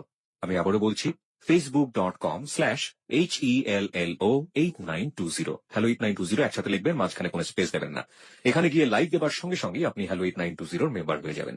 আর এখান থেকে হ্যালো 8920 যাবতীয় তথ্যাবলী, অতিথির সঙ্গে যোগাযোগ থেকে শুরু করে যাবতীয় রকমের তথ্যাবলী আপনি এখান থেকে পেয়ে থাকবেন, এবং পুরনো অনুষ্ঠানগুলো আপনি এখান থেকে ডাউনলোড করতে পারবেন। ডালিয়া, যে জায়গাটিতে আমরা ছিলাম, যে আপনি বলছিলেন যে অনেকদিন পর, বিয়ের অনেক অনেক দিন পর আপনার সাথে একটা শারীরিক সম্পর্ক হওয়ার গল্প আপনি বলছিলেন, ঠিক সেই জায়গাটা থেকে আমরা শুরু করতে চাই। তারপর যখন জোর করলো, আমি ওর সাথে পরে খুব রাফ বিহেভ করছি। তারপর আমার গায়ে একটা থাপ্পড় দিছে। থাপ্পড় দেওয়ার পর আমি জেদের মাথা ওইটা, আমার যে কাপড় রাখার আলনা ওইখানে একটা কাঠ ছিল, ওই কাঠটা ধরে আমি 2-3টা বাড়ি দিছি। ওকে। তোকে বাড়ি দিছি যদি আমার গায়ে হাত তুললি কেন? তো বাড়ি দেওয়ার পর ও কিছু বলে নাই, চুপচাপ বসে রয়েছে। তো বলছে যে আপনার নাতি আমাকে মারে, আমার নানিকে বলছে। এগুলো বলার পর ও এরকমই করতো, বাসায় আসতো না, ঠিক মতো খরচ দিত না, বাইরে থাকতো। আর আমি যে বাসাটা ছিলাম, ওই আন্টি আমাকে বললো যে তোমার হাজবেন্ড বাসায় থাকে না, তুমি আসার 10 মিনিট আগে এসে ও ঘুমিয়ে পড়ে। এই এই যে বললেন শারীরিক সম্পর্কের জন্য আপনার এত অত্যাচার করলো, ফার্স্ট টাইম আপনাদের কি এটা হয়েছিল সেই সময়টাতে? হ্যাঁ। আচ্ছা, তারপর ওকে। 2-3 বার হয়েছে। হুম, হুম, পরে নেক্সট যে বাসাটা যখন আমি একটু স্বাভাবিক হইতেছি, যে না দেখি আস্তে আস্তে ঠিক করতে পারি কিনা, হুম, তো দেখি না, তখন ও আস্তে আস্তে ওর যে পুরনো যে গার্লফ্রেন্ড ওর প্রতি জড়াই গেছে। হুম, হুম, আর আমাকে বলতো যে তোমাকে বিয়ে করে ভুল করছি, ওকে বিয়ে করলে আমার ভালো হইতো। তো ওই গার্লফ্রেন্ডকে আমি আবার আমি আর শিমু খুঁজতে হয়ে গেছি, পাইনি। যে সত্যি যদি তোরা বিয়ে করিস তাহলে বিয়ে কর, আমাদের কোনো আপত্তি নেই। হুম, হুম। এটা আমি আর শিমু চাইছি, তোরা যদি সত্যি চাই বিয়ে করে একসাথে হইতে তাহলে হোক, আমার কোনো সমস্যা নেই, আমি তোর লাইফে থাকবো না। আর ওরা নাকি একবার বিয়ে করতে চাইছিল, তখন আমার ননাস দেখে ফেলছে, ওকে এখান থেকে নিয়ে আসছে। এটা ওর নিজের মুখেরই কথা, এবং আমার ননাস বলছে। ওকে। আগে যে বাজার করে রান্না করতো কিছুই করতো না। মানে শারীরিক সম্পর্কের অবস্থা হওয়ার পর থেকে পুরোটা হ্যাঁ, চেঞ্জ হয়ে গেল। এখন ফুড চেঞ্জ হয়ে গেছে। এখন প্রায় সময় ও আমাকে টাকার জন্য চাপ দেয়, যে তোমার মামাকে বললো আমাকে কিছু টাকা দিতে, আমি ড্রাইভিং শিখি, আমি একটা কিছু করি। আমি কখনোই বলবো না, আমি এখানে লাশ হলেও আমার মাকে বলবো না। এগুলো করতো আমার মামা, খুব কষ্ট পাইতো আমার দেখে, যার জন্য আমার মামা আমার সামনেও আসতো না। আমার মামাটা আমাকে আজও প্রশ্ন করে নাই যে ডালিয়া তুই বিয়ে করলি কেন। সবাই যে বলছে যে কারো কথা বিশ্বাস করে নেই, যে ও আমাকে কেন বললো না। আর আমারও আমার মামার প্রতি অভিযোগ, যে আমার মামা জানে যে আজকে আমার বিয়ে, আমার মামা কেন বাড়িতে না এসে তার ফুপুর বাড়িতে ছিল। যাই হোক, অনেকগুলো কেমিস্ট্রিগত অনেকগুলো ভুল এখানে আছে। যাই হোক, হ্যাঁ, তারপরে কি হলো আপনার হাজবেন্ডের সাথে? তারপর থেকে আমার মামা আমাকে ভালো করে দেখেন, আর ও আমার সাথে টাকার জন্য অত্যাচার করে, অনেক করে। তো আমি তালাক শব্দটা তখন উচ্চারণ করে যে লাগলে আমি ছেড়ে যাবো, মরে যাবো, তাও তোকে টাকা দিব না, আর মামাদের কখনো বলবোই না। তারপর একদিন ও আমাকে শারীরিকভাবে চর্চা করে টাকার জন্য। টর্চার করে? হ্যাঁ, হ্যাঁ। টাকার জন্য ঘরের থেকে টাইনা নিয়ে আসে। হুম, তখন আমার মা শুনছে একজনের মাধ্যমে, আমার মামার এক বন্ধু ছিল, উনি আমার বাসায় খবর পাঠাইছে, আমার মা আমাকে দেখতে আসেনি। তখন আমার খালা ঢাকায় ছিল, আমার খালা নানিকে পাঠাইছে, আমার নানি এসে আমাকে নিয়ে যায়। তখন আমার শরীরে প্রচন্ড আকারে জ্বর, বাসায় কেউ ছিল না। আমাকে 1 গ্লাস পানি দিচ্ছে বাড়িওয়ালার ছোট্ট একটা মেয়ে, 7 বছর বয়স ও। তো বাসায় গেলে আমার আম্মা কথা বলে না, আমি কান্না করে দিলে আমার মামা মামার বুকে জড়াই দেবে, মা তুই কান্দোস কেন, তোর কি হয়েছে, তুই আমার কিছু ক। কি ধরনের অত্যাচার করেছিল আপনার সাথে? আমাকে মারধর করছে, আচ্ছা। হাত ধরে খাটের থেকে টাইনা নামাইয়া গেট পর্যন্ত নিয়ে গেছে। এরকম করার পর অসুস্থ, খুব কষ্ট লাগছে। পরে মামারে বলছি, কয় যে ঠিক আছে তুই ওর কাছে যাই না, মামা একটা বকা দিছে। তারপর ও আমাকে মারতো সব সময়, এমন ভাবে মারতো যেন আমার শরীরে কোথাও স্পট না পড়ে আর বোঝা না যায়। কিভাবে মারতো, সবসময় মানে কি কি সেগুলো গলাটা চাইপা ধরতো, কিন্তু গলার ডোরটা চেপে ধরতো, মুখ চেপে গলার ডোরটা চেপে ধরতো, হাত পা একদম চাপাই ফেলতো, তাই আমি লড়তে না পারি। তারপর এরকম আরেকদিন করতেছিল, ও আমাকে সেদিন অফিস ছুটি, আমার অফ ডে, বাসায় দিচ্ছি, কোথায় যেন গেছে, জ্বর শুয়ে দিচ্ছি। ও আবার সেই টাকার জন্য আমাকে মারতেছে। এখন আমি কিছু করতে পারতেছি না। আমি যখন উঠে চলে যেতে দিচ্ছি, তখন ও বাসায় তো কেউ নেই। হুম, হুম। আমাকে হাত পা বাইধা একদম এক চিপাই নিয়া খাটের উপর ফেলে গলার ঢোকটা চিপা ধরছে। তো এর ভিতরে আমার নানি চলে আসছে। পরে আমার নানি বলছে যে আমার নাতিনি তোর কাছে দিছি, এই জন্য দিইনি। তারপরে আমি বলছি যে আমি তোকে তালাক দিলাম, আজকে থেকে তোর সাথে আমার সম্পর্ক নাই, তুই আর কখনো আমার লাইফে আসবি না। তারপর বলে ঠিক আছে যা। পরে ওর ভাই বলছে যে তুই যে কাজটা করছিস, ওর বোনও বলছে তোকে আমার ভাই বলতে ঘৃণা করতেছে। ওইখানেই সম্পর্ক শেষ করে আমি আলাদা হয়ে মার কাছে চলে যাই। তারপর থেকে মার কাছে থেকে চাকরি বাকরি করি। তারপর থেকে ও প্রায় সময় আমার বাসার সামনে আসতে এরকম করতো। এক পর্যায়ে ফ্যামিলি নিয়েও আসে। আসার পর আমি বলছি যে, "আমি যে আপনার ছেলের কাছে যাবো, আমার লাইফে কোনো সিকিউরিটি নেই। আপনি দিবেন? আজ বাদে কালকে আপনি চলে যাবেন। আমি কোন ভরসায় যাবো? হুম, হুম, হুম, যার হাসব্যান্ড নাই তার কেউ নাই।" তারপর আর আমাকে জোর জবরদস্তি কেউ করে নাই। তারপর না করে দেওয়ার পর চলে গেল। হুম, হুম, প্রায় সময় আমার বাসার সামনে এসে ঘুরঘুর করতো, কান্নাকাটি করতো। আমি ওদিক ফিরেও তাকাইতাম না। ও এক রাস্তায় আসলে আমি আরেক রাস্তায় আসতাম। তো একদিন ও আমার হাত ধরে টান দিছে। তারপর ওকে রাগ করার পর আমার হাত ছেড়ে দিয়ে চলে গেছে। তারপর থেকে আমি ওর সাথে আর কখনো যোগাযোগ করার চেষ্টা করিনি। মাঝখানে একবার আমাদের বাড়ি গেছে। বাড়ি যাওয়ার পর ও আমাকে বলতেছে, "তুমি চাকরি করবে, আমিও চাকরি করবো, দুজনের সংসার চলবো।" আর আমার নানারা বলছে যে, "না, আমার নাতি চাকরি করবে না। তুমি যদি পুরোপুরি ওকে ভার-বোন করতে পারো তাহলে নিয়ে যাও, তা নাহলে নাই। যদি এটা পারো কালকের মধ্যে আসবে। আর কালকের মধ্যে যদি না আসো আর আমাদের সাথে যোগাযোগ করবা না।" হুম, হুম, হুম। পরে সে ওই বাড়ি থেকে চলে আসে। চলে আসলে আর ২ দিন পর যোগাযোগ করে না। আমাকে প্রতি সাহসটা দেয়। বলো তুমি চাকরি করবা, তাহলে আমি তোমাকে নিয়ে আসি। তা আমি তাকে বলছি যে, "আমি তো আপনার কাছে কোনদিনও যাবো না। আর এই কথাটা বলে আপনি সাহস পেলেন কোত্থেকে?" জি। তারপরে ওর সাথে যোগাযোগ করিনি। যোগাযোগ না করার পর আমি গার্মেন্টস আবার সুন্দর মতো চাকরি করতেছি। তো দেখলাম যে গার্মেন্টস এর কাজকর্ম আমি তো ভালোই পারি। আমি যদি একটু পড়াশোনা করি, এখানে আরো ভালো কিছু করতে পারবো। তারপর ইচ্ছা শক্তি জাগলো যে আমি পড়াশোনাটা করব। হুম, হুম, হুম। তারপর আমার মাকে বলে আমি স্কুলে ভর্তি হই। পড়াশোনাটাও চালায়া যাই। কোন ক্লাসে? এই উন্মুক্ত থেকে এসএসসি দেওয়ার জন্য। ওকে, ওকে। চাকরির পাশাপাশি। হুম, হুম, তারপর যেখানে চাকরি করি ওখানে বৃহস্পতিবার ছুটি, শুক্রবার ছুটি না। তাদেরকেও আমি বলি, তারাও আমার এটাও মাইনা নেয়। ঠিক আছে দাও তোমার শুক্রবার ছুটি, বৃহস্পতিবার দিন হাফ বেলা খোলা থাকলে কইরো। হুম, হুম, হুম, তারপর আমাকে এই যে মার্কেটিংটা অফার দেয়, তো আমি ভাবলাম ভালোই তো হয়। সবাই আমাকে বুঝাইতো তুমি কিছু পুঁজি কইরো, হুম, সব হুম। উড়াই ফেলতাম না। আমি একটু ভাদাইম্মা কোয়ালিটির টাকা খরচ করে ফেলতাম বেশি। আমার বান্ধবীদের নিয়ে বের হলে দেখা গেছে যেদিন স্যালারি পেয়েছি, অর্ধেক টাকা ২ বান্ধবী খাইতে, খাইতে শেষ করে ফেলছি। ওরটাও আমারটাও। হুম, দুজনেরটা শেষ করে ফেলছি। তো সবাই আমাদের বুঝাইতো। তারপর আমার ওটা ভালো লাগছে। মার্কেটিং প্ল্যানটা ভালো লাগার পর আমি ওখানে যোগ দেই। তারপর পাশাপাশি কাজ করতে, করতে একসময় আমি চিন্তা করলাম যে ফুল টাইম কাজ করব। ওকে। ফুল টাইম কাজ করতে গেলে আমার কিছু পুঁজি লাগবে। যে জায়গায় চাকরি করি ওখান থেকে চাকরি ছেড়ে আরেক জায়গায় চাকরি নিলাম। হুম, তার হুম। ডাবল সেলারিতে। ওটাও কি গার্মেন্টস এ ছিল? ওটাও গার্মেন্টস ছিল। হুম, ওকে। তো কিছু টাকা পুঁজি করে আমি চাকরি ছেড়ে দিয়া ফুল টাইম এটা করতে থাকি। এটা করতে, করতে যে আগের গার্মেন্টস আমার যে বান্ধবী ছিল একটা, ওদের ফ্যামিলির সাথে একটা ভালো রিলেশন। ওর আমি আমার বর্তমান লাইফে চলে আসছি। জি। ওদের সাথে ভালো রিলেশন। ওর ভাই আবার মিডিয়ায় কাজ করে। আমি একটু জানতে চাই যে বর্তমান লাইফে আসার আগে আপনার হাসব্যান্ডকে কি আপনি এভাবেই রেখে দিলেন হ্যাঁ, তালাক দিয়ে? তাকে আমি ডিভোর্স দিয়ে দিলাম। ডিভোর্সটা কি আপনি হাতে কলমে দিলেন? মৌখিকভাবে দিয়ে দিছি। শুধু মৌখিকভাবে দিলেন? মৌখিকভাবে দিল সে প্রায় ৪ বছর আমার কোনো খবর নেয় না।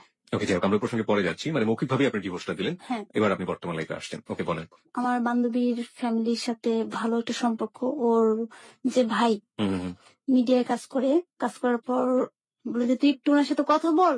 আমি তো উনার শুটিং ছেড়ে চলে আসছি। হুম, হুম, তো হুম। আমার লজ্জা লাগতেছে। তুই কিছু বলে দে।" তো আমি মাসুম আঙ্কেলকে কথা বলি। মাসুম আঙ্কেলটাকে? ওই প্রযোজক। ওকে। ও চ্যানেলে কাজ করতো মিউজিক ভিডিও। হুম, হুম, হুম, তো মাসুম আঙ্কেল ও খুব ভালো কথা বলতো। মাঝখানে ৩ মাস কথা বলার পর উনার সাথে আমার যোগাযোগ বিচ্ছিন্ন। হুম, হুম, পর উনার ওয়াইফের সাথে কথা হইছে। তারপর মাসুম আঙ্কেলের সাথে যোগাযোগ করে ১ম উনার সাথে আমার অফিসের নিচে দেখা হয় মালিবাগ। হুম, হুম, উনি আমাকে প্রশ্ন করে, "তুমি কি মিডিয়ার সাথে জড়িত বা কাজ করতে চাও?" আমি বললাম যে, "না।" কয়, "ভালো লাগে ইচ্ছে করে?" আমি কি, "না।" কয়, "ভালো লাগে না, ইচ্ছে করে না, ভালো, মিডিয়াটা ভালো না। যেটা করতেছো এটা করো।" উনি এবার মিডিয়াতে কাজ করলেন এবং বলছেন যে মিডিয়াটা ভালো না। হ্যাঁ, মেয়েদের জন্য ভালো না। এটা উনি আমাকে বলছে। আচ্ছা। উনি আমার মেয়ের দৃষ্টিকেই দেখতো। হুম, হুম, হুম, তো তার আবার ৪ মাস পর আমার বাসার পাশেই ওরা শুটিং করতেছিল। আঙ্কেল বলতেছে যে, "ডালিয়া আমি তো তোমাদের বাসার পাশে চলে আসছি শুটিং এ। তোমরা আসো দেখে যাও শুটিং কিরকম দেখে যাও ভালো লাগবে।" হুম, হুম, তো সেদিন আমার হাতে একটু সময় ছিল। আমি বললাম, "ঠিক আছে আঙ্কেল আমি আসতেছি।" তাই আমি অফিসে যে অবস্থায় আসছি ওই অবস্থায় চলে গেলাম। আঙ্কেল আমাকে রিসিভ করলো। রিসিভ করার পর ভিতরে নিয়ে চা খাওয়ার পর বলল যে, "ওই রুমে যেয়ে বসো। কারোর সাথে বেশি কথা বলার দরকার নেই। আমি ডাকলে তুমি আমার সাথে কথা বলো। কারো যাওয়া দরকার নেই।" হুম, হুম, হুম, তো যাওয়ার পর মেকআপ আমার ভয়, ভয় লাগতেছিল যে কোথায় আসলাম কি? তা কাউকে তো চিনি না একমাত্র আঙ্কেলদের ছাড়া। হুম, হুম, হুম। পরে আমি মেকআপ রুমে গেলাম। যিনি ছিল মেকআপ ম্যান উনাকে আবার আমি চিনে ফেলছি। কেন? চিনে ফেলছি যে আমি যখন আমার একজন কলিগের সাথে কাজ করতেছিলাম এই যে সাভারে। হুম, হুম। তো আমার ওইখানে এক ভাইয়া হয়, অনেক সিনিয়র। উনি আবার একটা ফিলার করছিল এতিম বাচ্চাদের নিয়া। এইচআইভি সম্পর্কে এই ২ টা নিয়া। ফিলার মানে ফিল্ম? না ছোটখাটো একটা বলে যেটা। এইচআইভি/এইডস নিয়ে হুম, আর হুম, এতিম হুম, হুম। বাচ্চাদেরকে নিয়া।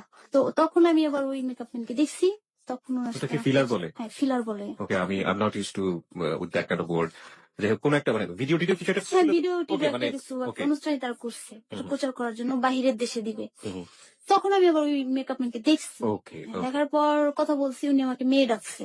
তাকে দেখার পর ভিতরে একটু সাহস আসলো যে না একজন পরিচিত আছে। হুম, হুম, তো ওইখানেই বসে রইলাম। মাসুম আঙ্কেল উনাদের যে নাটকে যে মুহূর্ত করবে তখন আমাকে ডাকছে। সবাই গেছে নিচে, সবার সাথে সবার পরিচয় করাই দিল। নাটকটা শুরু করার আগে আমাকে ডাকছে, ডালিয়া বাহিরে আসো তো, একটু ফ্রেশ হয়ে আসো, মাথাটা আশ্রয় আসো, আর তোমার ব্যাগটা নিয়েই আসো। আমি বললাম ঠিক আছে আসতেছি। ওকে। আসার পর বললো যে আসলে তোমাকে ডাকছি একটা শর্ট নিবো, দেখবো যে তোমার ক্যামেরায় কেমন আসে। আর এটা আমাদের নাটকের প্রথম শর্ট। তো আমাকে বলে দিল যে কি করতে হবে, ধরো তুমি তোমার বয়ফ্রেন্ডের সাথে দেখা করতেছো, মার্কেটে যেতে খুব তাড়ায় আসছো, আর একজন লোক বাসা দেখতে আসছে, যে তার দৃষ্টিটা তোমার উপর পড়বে, তুমি বিরক্ত করে একটা ভাব করবা। এই বললো, বলে, ঠিক আছে। গেলাম, নিচে গেলাম, যাওয়ার পর আমাকে আঙ্কেল ভাই এখানে দাঁড়াও। তারপর যে ক্যামেরাটা নিয়ে যায় উনি যাচ্ছে, হঠাৎ করে একটা লোক আসলো সামনে। আইসা আমার দিকে তাকিয়ে বলতেছে যে তুমি কখনো প্রেম করছো? প্রেম করলে মনে করো বয়ফ্রেন্ডের সাথে দেখা করতে যাইতেছো, সময় শর্ট, গাড়ি পেতেছো না, খুব তাড়ায় আসছো, আর পাশের থেকে কিছু লোক আসতেছে বাসা দেখতে, এখন তারা বাসা থেকে তোমার দিকে তাকাইছে, তুমি বিরক্ত করে একটা ভাবলে রিক্সা নিয়ে চলে যাবা। আমি বললাম ঠিক আছে, এটা করতে হবে। পরে আমি ওটাই করলাম। বোর লাগতেছিল। তো তখন আমাদের গ্রামের এক আন্টি আর এক আমার বয়সী একটা মেয়ের সাথে পরিচয় হলো, যাক ভালো লাগলো। তাদের সাথে গল্প করতেছি, মজা করতেছি, হঠাৎ করে মাঝখানে আন্টি অসুস্থ হয়ে গেছে। তো তখন ব্যথাটা কি ধরতে পারতেছিলাম না, পরে বললাম যে মেয়েটার নাম ছিল প্রিয়াঙ্কা, প্রিয়াঙ্কা তোমার আম্মুর একটা গ্যাস্ট্রিকের ব্যথা, গ্যাস্ট্রিকের ট্যাবলেট থাকে, তাকে খাইতে দাও, আর তাকে এখন কিছু খাও। ওকে। তারপরে তুমি কি করে বুঝলাম? হ্যাঁ, এটা তার গ্যাস্ট্রিকের ব্যথা, তাকে ট্যাবলেট খাওয়াও। পরে তাকে কিছু খাওয়াই, ট্যাবলেটটা খাওয়াইলো, বেশ কিছুক্ষণ আন্টির পাশে বসেছিলাম। খুব ভালোই লাগলো, আন্টির সাথে খুব ফ্রি হয়ে গেলাম। তো সারা বিকাল কেটে গেল, একসাথে খাওয়া দাওয়া হইলো। তা আমি বলি আঙ্কেল এখন তো আর থাকা যাবে না, আমাকে তো এবার যেতেই হবে। এর ভিতরে আরেকটা ছেলে ছিল ওদের প্যানেলেরই, আমাকে ডাইকে জিজ্ঞাসা করছে কি করো, কোথায় থাকো, নাম কি। হালকা উপরে বলে চলে আসছে। আঙ্কেল বলছে যে কারোর সাথে কথা বললো না মা, এখানে কেউ ভালো না, তুমি ভিতরে যাও, আমি যখন ডাকবো তুমি তখনই আইসো, যাদের সাথে ভিতরে বসা ছিল তাদের পাশেই যাও। গল্প করতে করতে 5টা বাজে গেছে, ছাদে গেলাম শুটিং এর জন্য। আমাদের শুটিং চলতেছে, আমিও ছাদে গেছি সবার সাথে। 5টা বাজে আঙ্কেল এবার চলে যেতে হবে, আর থাকা যাবে না। চলে যাবো মা? হ্যাঁ যেতে পারবো? হ্যাঁ আমি যেতে পারবো। পরে বললো আচ্ছা ঠিক আছে তাহলে যাও। যাও বললো। পরে ওই ওনাদের যে নাটকের মূল যে প্রডিউসার ওইখানে বসা। তো আমি যখন যাইতেছি তখন বললো যে মাসুম সাহেব ও চলে যাচ্ছে কেন, ওর অ্যাড্রেসটা লিখে রাখেন। বললো যে না, ওর অ্যাড্রেস লিখতে হবে না, ও আমার মেয়ে, ওকে আমার ঘরের লোক লাগবে না। না তারপর লিখে নেন, সবসময় তো মাথায় থাকে না, অ্যাড্রেসটা যদি থাকে তাহলে কাজে লাগবে। পরে আমার ঠিকানাটা, আমার নামটা রাখলো। তো যখন ফর্ম ফিল আপ করতেছে তখনই আর কি পরিচয় হয়ে গেল যে আমার দেশে এই প্রিয়াঙ্কার কে বললো। তো প্রিয়াঙ্কা তোমাদের সাথে তো যাইতে পারে, একই জায়গায় বাসা, আলাদা যাওয়া কি দরকার, তোমার যাওয়া দরকার নেই, 2টা মিনিট বসো, আমরা একসাথে যাই। 20 মিনিট পরে গাড়ি নিয়ে বের হলো। বের হওয়ার পর রাস্তায় অনেক কথা হলো। প্রিয়াঙ্কার আমার সামনের সিটে ছিল, আমরা দুজন দুই পাশে, আর উনি ছিল মানে প্রিয়াঙ্কার যে ভাইয়ের বন্ধু, উনি মাঝখানে ছিল। তো চলে যাওয়ার পথে প্রিয়াঙ্কার আম্মা আবার রাস্তায় অসুস্থ, এখন তারা ডাক্তারের কাছে যাবে। যাওয়ার পর যেখানে যাবে সেটা তারা চিনে না, তো লোকেশন বলে আমি সেটা চিনে ফেলছি। বললাম ঠিক আছে আমি চিনি, চলো। নিয়ে গেলাম, সেখানে ও রাত্র হয়ে গেছে 10টা। ওকে। বাসায় তো টেনশন করতেছে। আমি ডাক্তার কাছে যাওয়ার পর বললাম যে আচ্ছা আমি এখন না হয় চলে যাই, আমার তো দেরি হয়ে যায়, বাসা পাশেই আছে। বললো যে না, এত রাতে তুমি একা যাও, আমরা তোমাকে দিয়ে আসবো। দিয়ে আসার পর উনি আমার ডিটেলস জানলো, ওই প্রিয়াঙ্কার ভাইয়ের বন্ধু। হঠাৎ করে আমাকে 10টার দিকে ফোন আসে। ফোন আসার পর বলতেছে কি হ্যালো কেমন আছো। আমি হয়ে গেছি যে কে আপনি? তোমার তোমার স্বামী? আপনি আমার কোন স্বামী? বলে তোমার কয়টা স্বামী? আমি বললাম যে হ্যাঁ আমার তো 9টা স্বামী ভাই, আপনার কয় নম্বর স্বামী সেটা বলেন। উল্লাল্লাহ। তোমার 9টা স্বামী মানে একটা মানুষের কয়টা স্বামী থেকে? আমি তো জানি ছোটবেলা থেকে আমার 9টা স্বামী, আর 9টা স্বামীর ভিতর 2টা স্বামী কথা বলতে পারে না, আর একটা মারা গেছে, 2টা মারা গেছে, আপনি কয় নম্বর সেটা বলেন, আর কোন স্বামী নামও বলেন। তিনি ঘুম ঘুম চোখে আমার সাথে দুষ্টামি করতেছে। তো দেওয়ার পর এরকম আমি হাসতেছি তো হাসতেছি, যে উনি আমার স্বামী অথচ কয় নম্বর স্বামী বলতে পারতেছে না। আমি বারান্দায় মজা করে ছলি বলছেন আপনি। বলতেছে, ওকে। হাসতেছি। আমার নানি পাশে, তুই কার সাথে কথা বলিস? কিছুক্ষণের ভিতরে ওনার আরেকটা ফোন আসছে। আমি বললাম আমার অফিসের ফোন। একটু আপনি ফোনটা রাখেন, আমার ফোন আসছে। এখন অফিসের ফোন মনে করে রিসিভ করে দিই, যে ওনাদের প্যানেলে যে কথা বলছিল যে লোক, উনি আমাকে কথা বলতেছে। বলতেছে কেমন আছো, ভালো। তো উনি আমাকে প্রপোজ করলো যে প্যানেলে কথা বলেছিল কোন লোক, সেটা কোনটা? ওনাদেরই হবে, সহকারী হবে। আমি তো আর অত ভাবে চিনি না। যে তুমি কি মিডিয়ায় কাজ করবা, মিডিয়ায় কাজ করার ইচ্ছা আছে। আরো একটা ফোন এবং সে সরাসরি প্রপোজ করে বসলো। বলতেছে যে মানে মিডিয়া, আমি একটু পরিষ্কার করি আমাদের শ্রোতাদের জন্য, ওরা কনফিউজ হয়ে যাবে, কারণ এত বেশি লোকজন ক্যারেক্টার এই গল্পের মধ্যে আছে। মানে আপনি যে প্যানেলে একটু আগে কাজ করে এসেছেন একদিন আগে, সেই প্যানেলের একজনের সাথেই কথা বলছিলেন আপনি, আমরা ধরে নিচ্ছি। কে ছিল সেটা আমরা একটু পরে পরিষ্কার করবো। আর আরেকটা ফোন যেটা আপনি মানে স্ট্যান্ড বাই রিসিভ করলেন, সেটা ওই প্যানেলেরই আরেকজন, যে আপনাকে ফোন দিয়ে সরাসরি প্রপোজ করে বসছে। ওকে, যান তারপর। প্রপোজটা এরকম করছে যে তুমি কি মিডিয়ায় কাজ করবা, যদি কাজ করতে চাও তাহলে আমি তোমাকে সহযোগিতা করবো, উপর উঠে দেবো, আর বিনিময়ে তুমি আমাকে কি দেখবা, কি দিবা। আমি আশ্চর্য কোয়ালিটির মানুষ তো আপনি, আমার কাছে জানতে চাইছেন যে আমার ইচ্ছা আছে কিনা, আপনি আমাকে প্রপোজ করলেন, বলে যে কেন তোমার কাজ করেছি আমি? জি না, আমি মিডিয়ায় কাজ করেছি না, আর আমি কাজ করতে ওইখানে যাইনি। ঠিক আছে, এবার ফোনটা রেখে দেন। পরে লাইনটা কেটে দিছে, আবার সেই ফোন আসছে। হুম, আবার রিসিভ করলাম, আমি তো হাসতেছি যে উনি আমার সাথে ফান করতেছে।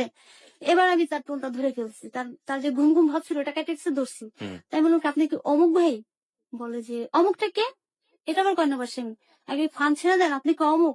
বলে কথা বলেন না, তোমার ফোন দিয়ে না, আমি ফোনটা রাখলাম। তারপরে লাইন কেটে দিয়ে উনি আবার গ্রামীণ থেকে ফোন দিচ্ছে, ওনার যেটা আমি চিনি। ওকে। এখন বলতেছে তুমি কার সাথে কথা বলতেছো হ্যান ত্যান। তো বললো যে কে ফোন দিছে, তো বললাম যে আপনাদের প্যানেলের একজন আমাকে এরকম ফোন দিছে। তো কি বলে তুমি কনফারেন্স করে দাও। সেটা তো আমি পারি না, এইভাবে করো। তো করলো, ওই লোকটা বুঝা যায়। তো বুঝে যাওয়ার পর আর কথা হয় না, ওইখানে ব্রেকআপ। পরে আমাকে 12টার দিকে বলে যে ডালিয়া, প্রিয়াঙ্কার আম্মুকে কিছু চেক আপ করাতে হবে, তুমি যদি একটু কাইন্ডলি নিয়ে যাইতা, আমি তো এখানে কাজে ব্যস্ত হয়ে পড়ছি, ওর ভাইও নাই, হুম, হুম, ওরা তো চিনে না। এখন আমি বললাম যে ভাইয়া বিকেলে আমার 5টার দিকে প্রোগ্রাম আছে, এখন ওইখানে গেলে আমার অনেক সময় লেগে যাবে, আমি কিভাবে কি করবো। তো বললো যে তোমার কিচ্ছু করতে হবে না, তুমি শুধু ওদেরকে যে জায়গায় ট্রিটমেন্ট করতে হবে ওই জায়গাটায় নিয়ে ছেড়ে দিয়ে আসবা। ওকে। পরে 3টার দিকে চলে গেলাম, যাওয়ার পর এখানে ওদের সবকিছু কমপ্লিট করে দিলাম। হুম, হুম, হুম। তা এখন ওদের যেই টাকাটা লাগবে বলতেছে যে ডালিয়া, মানে উনি প্রিয়াঙ্কাকে ফোন না দিয়ে আমাকেই ফোন দিতেছে। ডালিয়া ওদের যে ছেলেটা ফোন দিচ্ছে ওর নামটা একটু বলবেন? আহ, হৃদয়। হৃদয়। আমার মনে হয় এই নাম ধরেই আপনি গল্পটা আগান, তাহলে আমাদের জন্য ভালো হবে। তো হৃদয় ফোন দিয়ে বলতেছে যে ডালিয়া, ওদের ট্রিটমেন্টে কি লাগবে না লাগবে এগুলো তুমি একটু ঠিক করে দাও, তোমার কাছে টাকা আছে কত, হুম, আর ওখানে কত টাকা লাগবে। তো আমি পরে বললাম আচ্ছা ঠিক আছে, আমি করে দিতেছি। তো সবকিছু ঠিকঠাক করে দিয়ে আমি বললাম আন্টি এবার আপনারা থাকেন, আমি যাই, আমার তো কাজ আছে।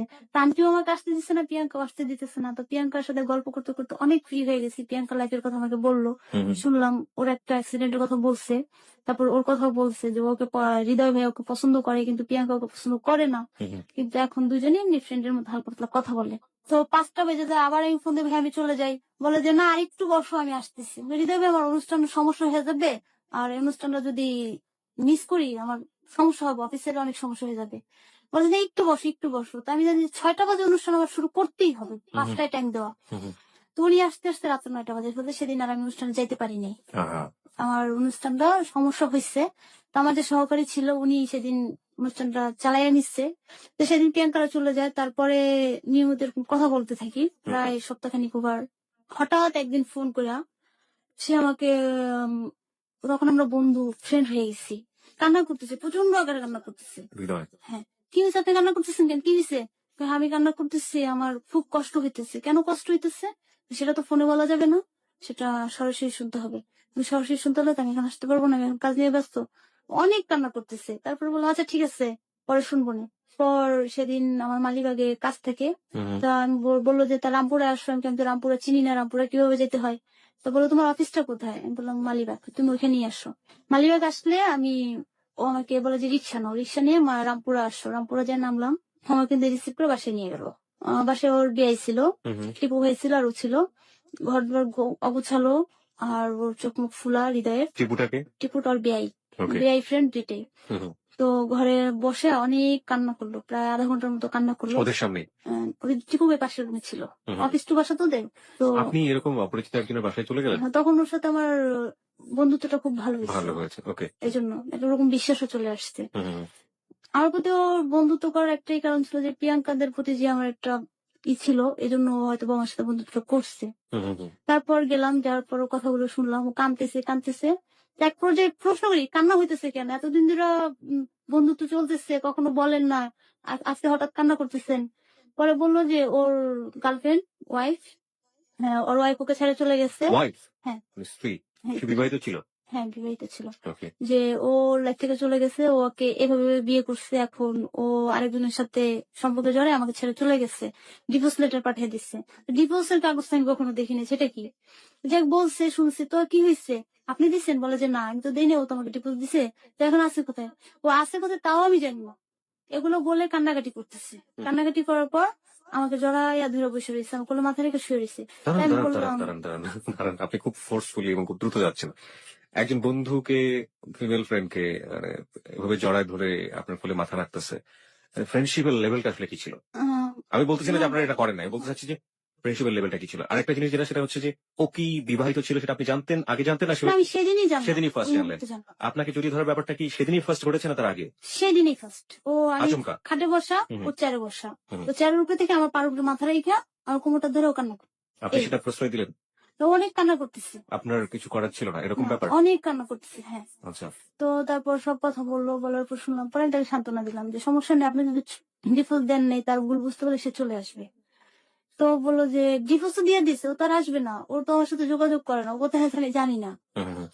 আর আমিও এখন ওর জন্য কোনো কাজকর্ম করতে পারি না, কিছুই করতে পারি না, আমি স্বাভাবিক না, অস্বাভাবিক। তো তাছাড়া এখন কি করার, এখন এটা আপনার মাইনে নিতে হবে। আর আমি একটু আরেকটু পরিষ্কার করতে চাই আমাদের শ্রোতাদের, কারণ এখান থেকে স্টোরিটা অনেকটাই খটকা লাগবে সবার কাছে। আপনি আসলে যেভাবে বলছেন সেটা আপনার বলার স্টাইল। একজন মানুষ বন্ধু হলেও অপরিচিত, মানে এই জায়গাটাই তো অপরিচিত, কারণ একটা ছেলে একটা মেয়ের শরীর ছোঁয়াটা অনেক বড় একটা ব্যাপার আমাদের দেশের কালচারে। তো আপনাদের মধ্যে যে ফ্রেন্ডশিপটা ছিল সেখানে এই ধরনের বন্ধন ছিল কিনা, যে আপনি ও হঠাৎ করে করলো এবং আপনি অপ্রস্তুত হয়ে গেলেন, যে আপনার যেভাবে বলছেন যে ও যেভাবে আপনাকে জড়িয়ে ধরে কাঁদছে এবং ওর বাসার মতো ওর বাসাতে নিয়ে গিয়ে সেখানে তো আপনার এক ধরনের, প্রথম গেলেন আপনি, একটা সন্দেহ হতে পারতো, এক ধরনের আশঙ্কাও হতে পারতো। আবার যে অবস্থাতে কান্নাকাটি করছে সেটা খুব আপনজন, বন্ধুত্ব তো ঠিক আছে, মানে খুব বেশি আপনজন না হলে ওই ধরনের সিচুয়েশনে ফেস করাটা যায় না। তো আপনি কি মানে মেন্টালি প্রিপেয়ার ছিলেন সেই অবস্থাটার জন্য, নাকি ওরকম করাতে আপনি ঘাবড়ে গিয়েছিলেন? প্রথম অবস্থায় ঘাবড়ে গেছি। আচ্ছা। ঘাবড়ে কিন্তু আপনি বাধা দেননি? না, ও চেয়ারের উপর বসে আমার পার উপরে মাথা রেখা আপনি বাধা দেননি? বাধা দেয়নি, কান্না করতেছে যে কেন বাধা দেননি? দিই না।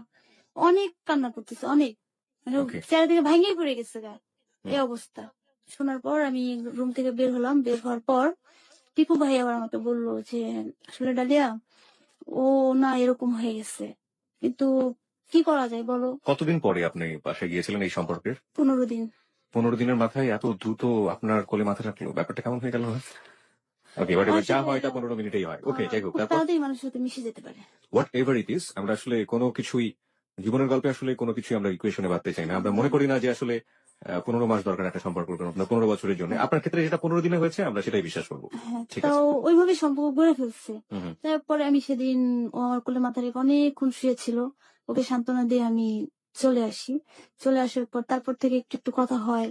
ও স্বাভাবিকভাবে কাজ করতে থাকে, আমার সাথে কথা বলতে থাকে, হাসতে থাকি, মজা করতে থাকি। হুম, হুম। এরকম করতে করতে আরেকদিন বাসায় গেলাম। না, সেদিন বাসায় যাইনি। আরেকদিন আমি আমার অফিসে যাচ্ছি, ওদের যে নাটক ওটার এডিটিং হবে। তো বলতেছে তুমি কোথায়? আমি বললাম আমার অফিসে। বলে চলো আমার নাটকের এডিটিং হবে। আমি বললাম না, আমি যেতে পারবো না, আমার তো কাজ আছে। না, তোমার যাইতেই হবে, না হলে আমি এডিটিং এ যাবো না। না, আমি যাবো না। মাসুম আঙ্কেলকে ফোন করে বললো যে না, ওর আসা দরকার নেই। আমি বললাম যে না, আমি যাবো না। পরে আমার অফিসের সামনে থেকে অফিসে এসে আমাকে নিয়ে যায়, এডিটিং এর ওখানে নিয়ে যায়। নিয়ে গেলে দেখি ওদের ইটা, দেখার পর ওখানে ছিলাম সন্ধ্যা 7টা 8টা পর্যন্ত। থাকার পর আঙ্কেলটা বলতেছে, আঙ্কেল 22 তারিখে তো শুটিং আছে, মিউজিক ভিডিও, ওখানে কিন্তু ডালিয়াকে নিয়ে যাইতেই হবে, আর ডালিয়া যদি না যায় আমি কিন্তু এটা ক্যান্সেল করে দেবো। তা তুমি কি পাগল হয়েছো নাকি যে আমি ওকে এখানে নিয়ে যাবো? ক্যান্সেল হবে কেন? পাগলামি ছেড়ে দাও। আমিও আবার এই কথাটাই বলছি। হুম, হুম। বলার পর যে না, ওকে তো যাইতেই হবে, ও না গেলে তো এটা হবেই না। ও আপনাকে আসলে এতটা বেশি ফিল কেন করতো, কোন দিক থেকে করতো? সেটা তো আমি তখনও বুঝেননি বুঝি আপনি? নাই। ওকে। আমি জানতাম ও আমার খুব ভালো ফ্রেন্ড এবং ওর কষ্টগুলো আমার সাথে শেয়ার করে। এবং আপনিও আপনার কষ্টগুলো তার সাথে শেয়ার করতে আমার পারেন। তো তখন কোনো কষ্ট নেই, আমি তো খুব হ্যাপি। আপনি আপনার পাস্ট লাইফও তখনো বলেননি তাকে? আমার পাস্ট লাইফটা আমি তখন ভুলে গেছি, কারণ মানে আমি আপনি এটা মনেই করতে চান না? মনে করতেছি না। কারণ কি, যে ওই পাস্ট লাইফ থেকে আসার পর আমার ফ্যামিলি অত্যন্ত ভালোবাসতো, আর আমাকে সবসময় স্বাভাবিক রাখতো। মাঝে মাঝে একটু চর্চা করতো আমার মা আর নানি, যখন করতো তখনই কষ্ট হইতো। এছাড়া আপনি ওটা মুভ করার এছাড়া আর চেষ্টা মনে করেন? হতো না। আর যখন আমি মার্কেটিং এ জড়াই গেছি, হুম। 24 ঘন্টা আমার মার্কেটিং নিয়ে কাজ আর পরিকল্পনা নিয়ে কাজ, কিভাবে করা যায়। ওকে, দেন? তারপর এডিটিং এ গেলাম, 22 তারিখে শুটিংটাও ক্যান্সেল করে 19 তারিখে হওয়ার কথা। পরে লাস্টে আঙ্কেল বলে ঠিক আছে ডালিয়া তুমি চলো। আমি বললাম আমার পক্ষে কোনোভাবেই সম্ভব না। বলে তুমি বাসায় ফিরে যাবা, কোথাও আমাদের নাইট করতে হবে না, তুমি চলো। পরে ঠিক আছে আঙ্কেল যাবো। গেলাম, প্রথম দিন শুটিং হলো আমাদের রাজবাড়িতে। হুম, হুম, এটা ইসে ময়মনসিংহ নাকি বলে, ওই রাজবাড়িতে, হুম। জমিদার বাড়ি, রাজবাড়ি না। ওই বাড়িতে শুটিং হলো। শুটিং হওয়ার পর আমার মামা আমাকে ফোন দিচ্ছে ওই শুটিং স্পট থেকে, বললো যে তুমি কোথায়, তাড়াতাড়ি বাসায় আসো। এর ভিতর আবার ওই হৃদয়ের ব্যাপারটা নিয়ে আমার বাসায় একটু নাড়াচাড়া পড়ছে। কি জেনেছে বাসায় আপনার? নাড়াচাড়া পড়ছে কি, আমি একটু বেশি দুষ্টামি করতাম। আমাকে কেউ প্রপোজ করলে আমি বলতাম যে আমার হাজবেন্ড আছে তো বাহিরে, এই সেই। আর আমার পাশের রুমের সিনিয়র আপু ছিল, হুম, হুম, আর আমার 2টা বোন ছিল। আমরা 4জন, মানে সিনিয়র জুনিয়র বুঝতাম না, খুব মজা করতাম। হুম, যে আমাদের 4জনের বিয়েটা হবে এক বাড়িতে, একদম 4 ভাই এক ফ্যামিলির হবে, হুম, হুম, এই। তো তখন আমি শিলি আপার সাথে মজা করতাম, আমার আপুর সাথে মজা করতাম, করতে করতে এই শুটকি তুমি বিশ্বাস করো না কেন, এই যে আমার বয়ফ্রেন্ড, এই দেখো, এরকম বিভিন্ন দিন বিভিন্ন মানুষের ছবি দেখে বলতাম, কারণ আমার তো কাছে অনেক মানুষের ছবি থাকতো একসাথে, এক গাদা মার্কেটিং ছবি। এর কারণে। হ্যাঁ, ওকে। এক গাদা ছবি ফিকে দিয়ে বলতাম এই দেখো এখানে আমার বয়ফ্রেন্ড আছে আর ওরা 4 ভাই আছে, যেটা তোমার পছন্দ হয় বলো। হুম, হুম। তো এরকম দুষ্টামি করতে করতে আমার মা সন্দেহ করার কারণ হচ্ছে যে আমার এক মামাতো ভাই আমাকে পছন্দ করে। বিয়েও করতে চায়। হুম, হুম, সেটা আমার প্রথম অ্যাক্সিডেন্টের আগেই। হুম, হুম, তার সাথে একবার আমার ঝগড়া হয়। হালকা পাতলা কথা কাটাকাটি হয়। সে বলছিল যে, ঢাকায় যারা থাকে তারা খারাপ। আমি তাহলে আমার মা ঢাকায় থাকে, আমার মা খারাপ। আর আমার মা খারাপ মানে আমরাও খারাপ। আপনারা কোনদিন আমাদের সাথে যোগাযোগ করবেন না। এটুকু বলে সংক্ষেপ করে দিই। হুম, হুম, দিলে তো আমার মার তারপর পক্ষর ইচ্ছা যে ওর সাথে আমার বিয়ে দেবে, ওর সাথে আমার বিয়ে দেবে। আর আমি চাই আমি কোনদিনও বিয়ে করব না। হুম, কারণ ওকে আমার ভালো লাগে না। ওকে আমি সবসময় আমার বড় ভাই হিসেবে দেখছি। ওকে, আর আমি গ্রামে থাকা অবস্থায় আমার পড়াশোনায় অনেক ডিস্টার্ব করছে। ঠিক আছে। তো হৃদয়ের ব্যাপারটা কিভাবে জানলো? ওইটাই আমার মা পরে ওই যে মামাতো ভাইটা আবার আমাদের সাথে মার্কেটিং এ জড়ায় যায়। হুম, গেলে আমাদের সিনিয়র ছিল। সিনিয়রদের সাথে এটা শেয়ার করে যে আমি ওকে বিয়ে করব। ও যদি বিয়ে করে আমি ঠিকমতো কাজ করব তা নাহলে আমি করব না। হুম, হুম, তখন আমার সিনিয়ররাও আমাকে চাপ দেয়। আমার মাকে বিভিন্ন ভাবে বুঝায় যে ওর সাথে কারো অ্যাফেয়ার আছে। আসলেই কিন্তু কিছু না। আমি যতটুকু সময় পেলাম কাজ দেখতাম, নাহলে বাসায় বসে বসে টিভি দেখতাম। মানে আমার মার্কেটিং এর যে সিনিয়র আছে হ্যাঁ, হ্যাঁ, উনি আমার মাকে ফোন করে বলল যে, আন্টি আজকে মনে হয় ডালিয়ার বয়ফ্রেন্ড আসবে, ডালিয়া তো এখন অফিসে আসেনি।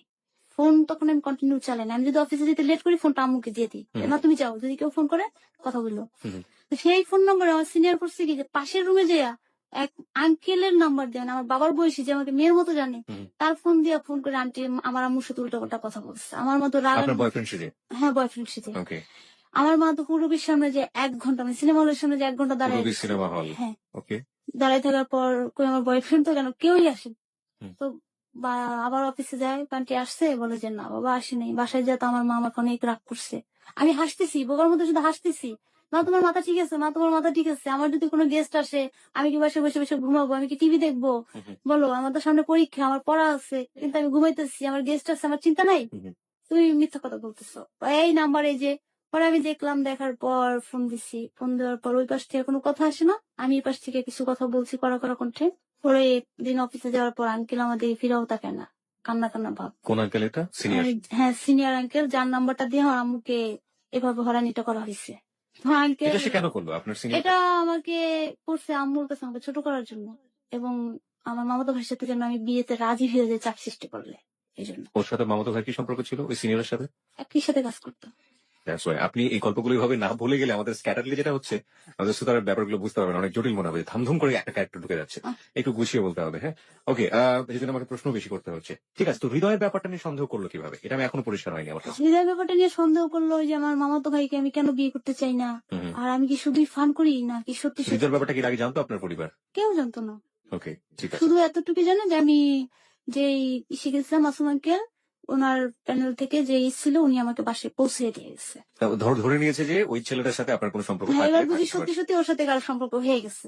ওকে, সেই ছেলেটি ছিল হৃদয়, রাইট? সে ছেলেটি ছিল হৃদয়। এবার যান ময়মনসিংহের ঘটনাতে যান। ওখানে কি হলো? তো ময়মনসিংহে ফোন করছে মামা যে তুমি এখনই বাসায় চলে আসো। আমি বললাম, মামা ১-১.৫ ঘন্টার আগে লাগবে না। তো তুমি সিএনজি নাও, ১ ঘন্টা লাগবে না, আধা ঘন্টায় তুমি চলে আসো।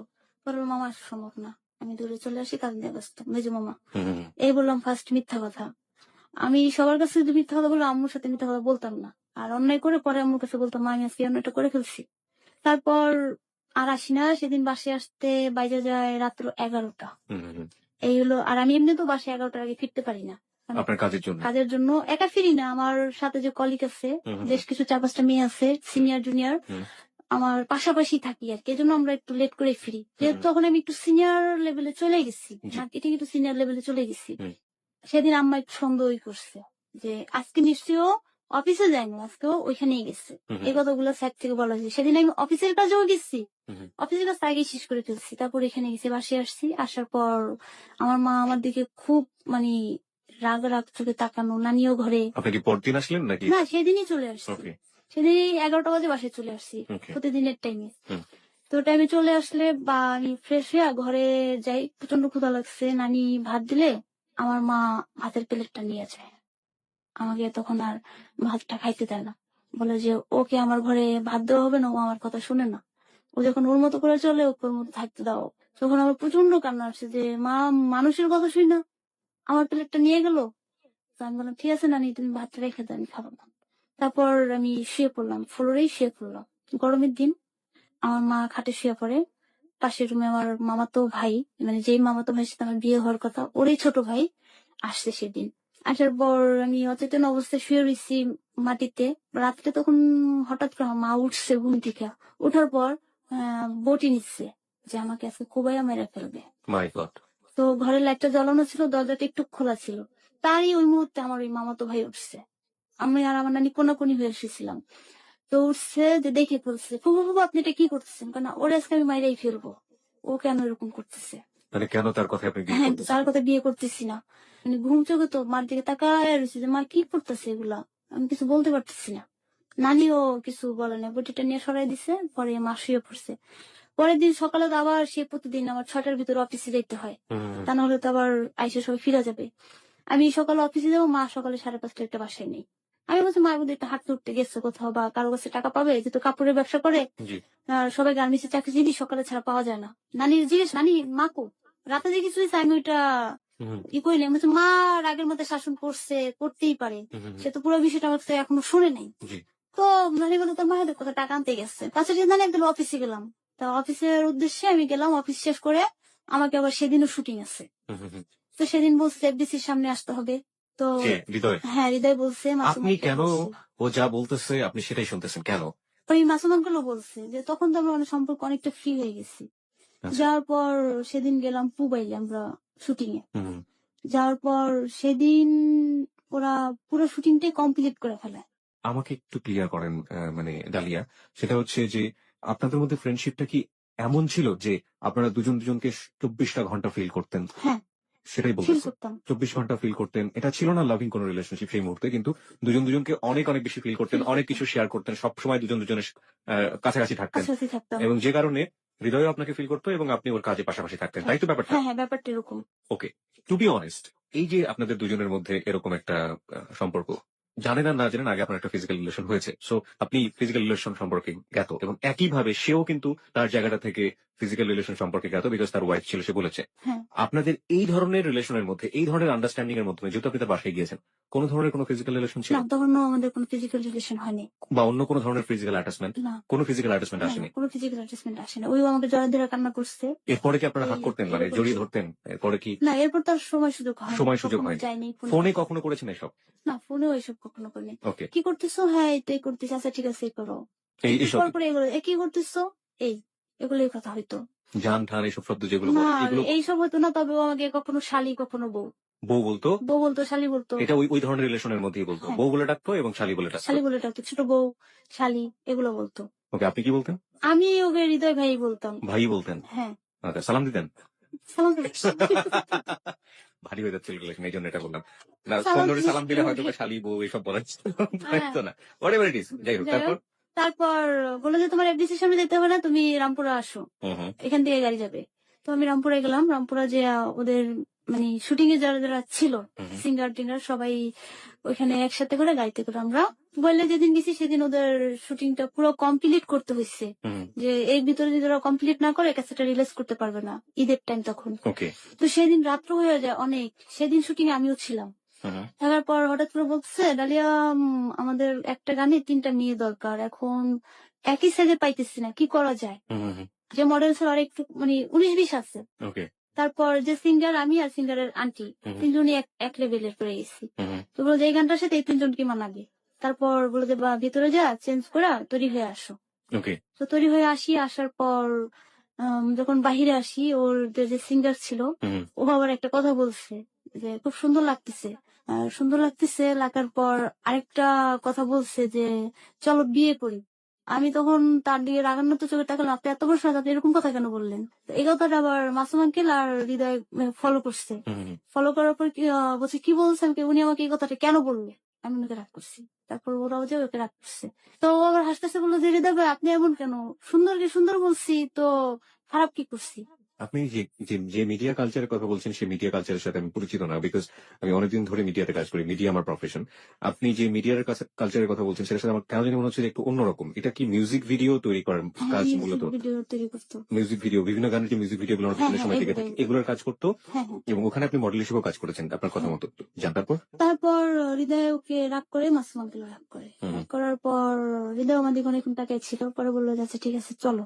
আর যতক্ষণ শুটিং স্পটে ছিলাম ও আমাকে ওর সাথে সাথেই রাখছে। মানে দূরে কোথাও কারোর সাথে মিশতে দেয়নি। হুম, হুম, যদি কেউ বাজে কিছু বলে, কেউ হুম, আমার সাথে কথা বলার চেষ্টা করে, হুম, ও আমার সাথেই রাখতো, ওর সাথে সাথে। পরে শুটিংটা হলো, হওয়ার পর চলে আসি। হুম, সেদিন আবার আমার আম্মু ফোন দিছে, ফোন দেওয়ার পর বাসায় আম্মু ফিরে নাই। হুম, তখন আমার খুব কষ্ট হইতেছিল যে এত পরিমাণে কান্না আসতেছে যে আমি ওনাদের সামনে যে কান্নাও করতে পারতেছি না, কিছু করতেও পারতেছি আপনার না। আম্মু বাসায় ফেরেনি। আম্মু বাসায় ফিরে নাই, বাসা থেকে আমাকে অনেক রাগারাগি করছে। এখন আমি কি করব, কার সাথে শেয়ার করব, কি করা যায়? শুটিং শেষে চলে আসি, সবাইকে নামাই দেওয়ার পর তখন 1:30 বাজে গেছে। রাত। হ্যাঁ, ঢাকায় আসতে আসতে 1:30 বেজে গেছে। তো 1:30 বেজে গেলে আমি বললাম আবার আমাকে পৌঁছে দিয়ে আসেন, আমার বাসায় তো টেনশন করবো। পরে বললো যে গাড়িতে এখন ছেড়ে দিতে হবে, আর এত রাতে তো মিরপুর যাওয়া যাবে না। আমি যাওয়া যাবে কিনা সেটা আমি জানি না, আমার তোমার বাসায় পৌঁছে দিতে হবে। আপনি এটা কাকে বললেন? আমি এটা হৃদয়কে বলছি এবং টিপু ভাই ছিল সাথে, টিপু ভাইকেও বলছি। টিপু ভাই মূলত কি হৃদয়ের ফ্রেন্ড, মানে এক হ্যাঁ, টিমে কাজ করে আর কি। একই স্টেমে কাজ Okay, করে। তারপর? তো বলার পর আমরা ওরা বলে ঠিক আছে, পৌঁছায় দিব তোমাকে, চলো। হুম, হুম, হুম। পৌঁছায় দেওয়ার কথা বলে ওরা সমস্ত রেস্টুরেন্ট বন্ধ হয়ে গেছে, সায়দাবাদের কাছাকাছি চলে গেছে, ওইখান থেকে রেস্টুরেন্ট থেকে খাবার নিয়ে হুম, হুম। বাসায় যে খাওয়া দাওয়া করছে। আর আমি গাড়িতে বসে প্রচন্ড আকারে কান্না করছি। তো আমার কান্না দেখে হৃদয় আমার ওর কোলের উপরে মাথা নিয়ে সান্ত্বনা দিচ্ছে, তুমি কান্না করো না প্লিজ, তুমি কান্না করো না। আমি বলতেছি না, আমাকে বাসায় ফিরে দিতে হবে, আমার আম্মু বাসায় নেই, আমার ভাই বোন দুইটা কান্না করতেছে, আমাকে বাসায় ফিরে দিতে হবে, আমাকে বাসায় নিয়ে যান। পরে ও বলে যে রিল্যাক্স হয়, তো রাতে কিভাবে বাসায় নিয়ে যাবো। পরে দেয়া ওদের বাসায় নিয়ে যায়। হৃদয়ের বাসায়। হ্যাঁ, হৃদয়ের বাসায় নিয়ে যায়। তো আমার ভিতর ভয় ভীতি ছিল না, আর ওরও আমার প্রতি ওরকম দৃষ্টিভঙ্গি ছিল না, যার জন্য আমার ভয় হবে। তারপরে গেলাম, যাওয়ার পর আমি কান্না করতে করতে বাসায় যে ঘুমিয়ে গেছি, একটুখানি ঘুমিয়ে গেছি। ও আমাকে বলতে যে সিএনজি খুঁজে নিয়ে আসতেছি। হুম, হুম, হুম। এদিকে টিপু ভাই খাবারটা রেডি করছে। আমি এই ফাঁকে সবাইকে আরেকটু বলি, আপনারা ডালিয়ার গল্প শুনছেন এবং ডালিয়াকে নিয়ে ফেসবুকে একটি রেডিও স্ট্যাটাস দেওয়া আছে। আপনারা ওখানে গিয়ে ডালিয়াকে বিভিন্ন প্রশ্ন এবং কমেন্টস করতে পারেন। আমাদের ফেসবুকের ঠিকানা হচ্ছে facebook.com/hello8920। তারপর বাসায় যে আমি একটু হালকা ঘুমিয়ে পড়ছি। পরে বলে যে এত রাতে যাওয়া যাবে না, এখানেই থাকতে হবে। আমি অসম্ভব, এখানে থাকা যাবে না। আমার মা আমার পরে বাসায় ঢুকতেও দিবেন, এমনি আমার বাসায় অশান্তি হইতেছে। আমি হৃদয়ের সাথে শেয়ার করতাম আমার সমস্যাগুলো হুম, ওকে হুম। নিয়ে বা আমার। আপনি যে ইন্ডাস্ট্রিতে কাজ করা শুরু করেছেন এটা আপনার আম্মা পছন্দ করতো না, রাইট? আমি তো এখানে কাজ করার জন্য না, আমি ওদের সাথে মিশি, এটাই আমার আম্মু পছন্দ। পছন্দ করতো না যে যে এইসব মিডিয়া লাইনের লোকজনের সাথে তুমি মিশতেছো, মিউজিক ভিডিওতে মাঝে মাঝে কাজ করো। আপনার কোনো মিউজিক ভিডিও আপনার মা দেখেছিল? এই একটাই আমি করছি। একটাই করেছিলেন শুধু। ওকে, যাই হোক, তারপর? আমার আম্মার চাইতো যেন আমি শুধু আমার মামাতো ভাইকে বিয়ে করি, তাছাড়া তার কোনো কিছু চাওয়ার নেই। যাওয়ার ছিল না। যাই হোক, তারপরে আপনি কি করলেন? সিএনজি ম্যানেজ করা যাচ্ছিল না? সিএনজি ম্যানেজ করি এটা বলে আমাকে বাসায় নিচ্ছে। হুম, বাসায় গেছি, যাওয়ার পর আমি হালকা ঘুমাই গেছি। ঘুমাই যাওয়ার পর এখন রাত্র হয়ে গেছে, কি করা যায়? আমার বাসায় ফোন দেয় ওরা। ওখান থেকে হ্যাঁ, ফোন দিয়ে ফোন দিয়ে বলে যে মামা, ঢালিয়া তো আজকে রাত্র হয়ে গেছে, আসতে পারতেছে না, সমস্যা হবে। বলে যে রাত্র যত হোক আমার ভাগ্নিকে বাসায় দিয়ে যাও।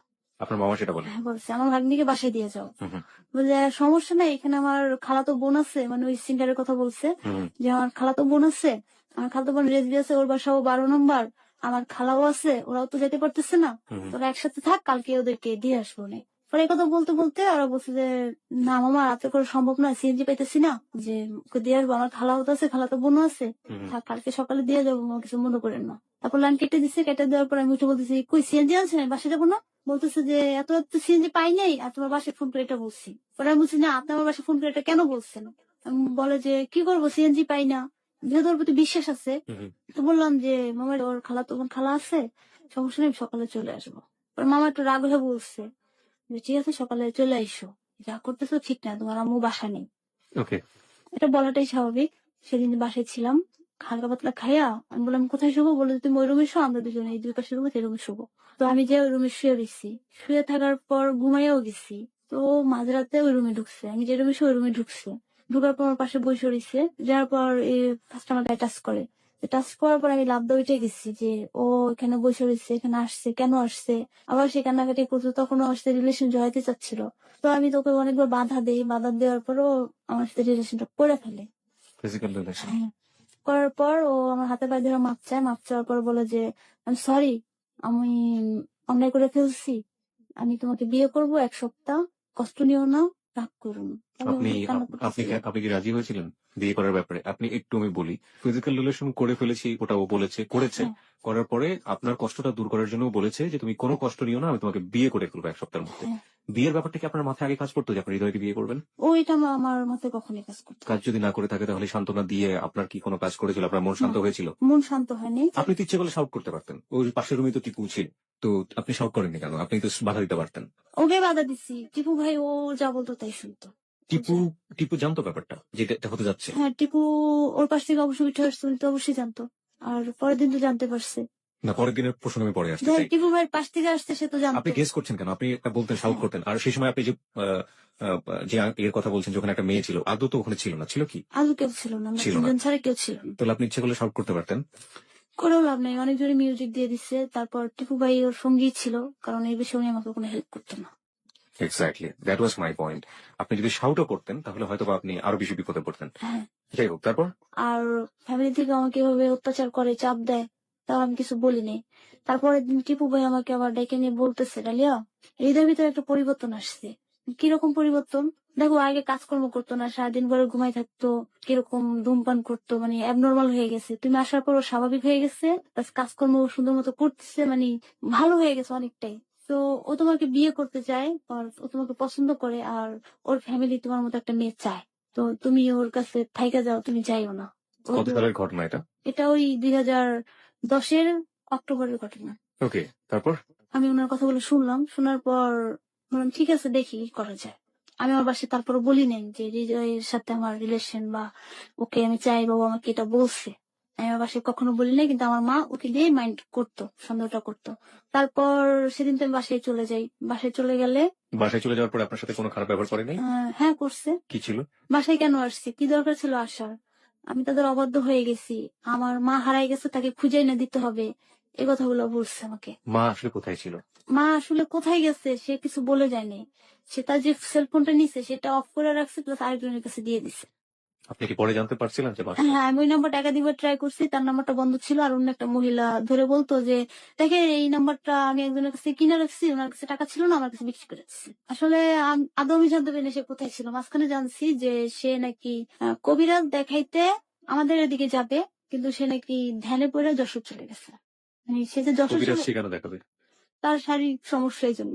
ওকে, দিজ আর দা মানে স্টোরি। এগুলো হচ্ছে গল্প। এই গল্পটাকে আপনি কিভাবে কোন দিক থেকে অ্যানালাইসিস করবেন সেটা আপনার ব্যক্তিগত ব্যাপার। আমি বারবারই বলছি যে গল্পটাকে আপনি কিভাবে নিচ্ছেন, আপনি গল্পের পিছনে কোনো সন্দেহ করবেন কি করবেন না সেটা আপনার ব্যক্তিগত ব্যাপার। কিন্তু ও ওর জায়গাটা থেকে যেটা মূল্যায়ন করছে, যেভাবে দেখছে, সেভাবেই আমরা ওকে বলার সুযোগ দিচ্ছি।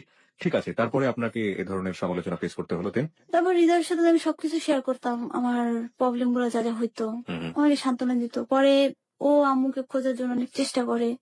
চেষ্টা করার পর এক পর্যায়ে আম্মুর খবরটা পাই। তারপর হৃদয়ের বার্থডে আসে। বার্থডে আসলে সেখানে যাই, সকালবেলা যাই, যা ওকে উইশ করতে। যাওয়ার পর বেশিক্ষণ ছিলাম না, 20 মিনিট থাকার পর মাসুম সবাই আসছে, বের হয়ে চলে আসি। আসার পর ওর যে গুরু, ওনার অফিসে যায়, ওখান থেকে কথাবার্তা বলার পর আমি আবার 11টার ভিতর বাসায় চলে আসি। ওকে, আর আমি একটু জানতে চাই যে হৃদয় তো ওই বাসাটা নিজে ভাড়া নিয়ে থাকতো। হ্যাঁ, নিজেই ভাড়া নিয়ে থাকতো। এই যে শারীরিক সম্পর্ক, এটা হওয়ার পরে আপনি যতবার তার কাছে গিয়েছেন, আপনাদের মধ্যে শারীরিক সম্পর্ক হয়েছে? হ্যাঁ, ততবার হইতো না। ওকে, ঠিক আছে, তারপর? তারপর সেদিন চলে আসি। হুম। সেদিনও আমার একটু দুর্বল বেশি হয়ে যায়। তারপর বাসায় আসার পর ও আমাকে ফোন দেয়, ফোন দেওয়ার পর কথা বলে, বাসায় পৌঁছেছো কিনা এগুলা, হুম। এভাবে সম্পর্ক আগাইতে থাকে।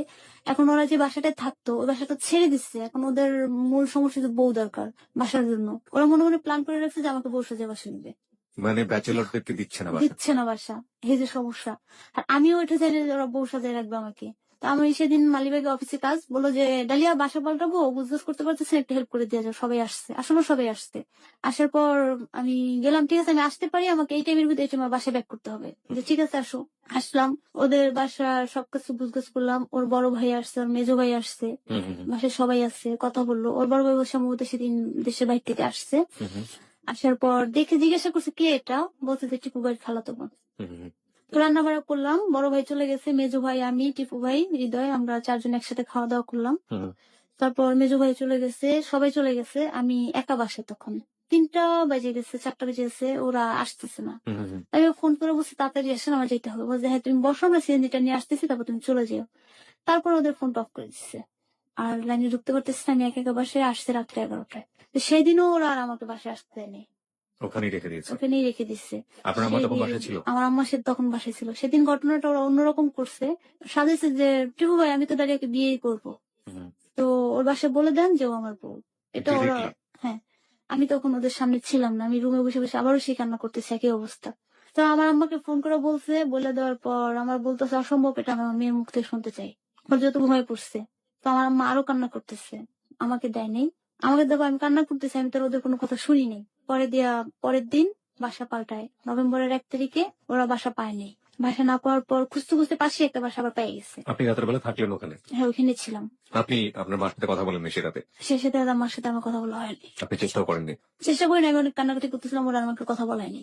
তো আপনি বলেননি যে তুমি যে কাজটা করছো সেটা ভুল করছো, অন্যায় করছো? হ্যাঁ, আমি তাদের বলছি যে আপনারা কি বললো যে আমার মা মাইনা গেল, পরে বললো যে বলে দিচ্ছি যে হৃদয় তোমাকে বিয়ে করছে, তুমি হৃদয়ের বউ, তুমি যেতে পারবে না।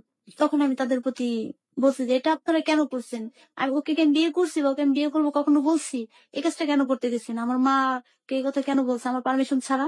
বলে তো তোমাকে বিয়ে করবি, তাহলে সমস্যাটা কি? আমাকে বিয়ে তো করে নাই, তাহলে আপনারা বলছেন কেন? তাকে যেটা বলার বলে ফেলছেন, না যেটা বলছেন বলার ফেলছেন এটা তো হইব না। পরে দিয়া আর চিলাপালা করছি, পরে বসে রইছি, পরবর্তী বাসাটা পাল্টাই তোমাকে বিয়ে করো। হৃদয় কি বললো?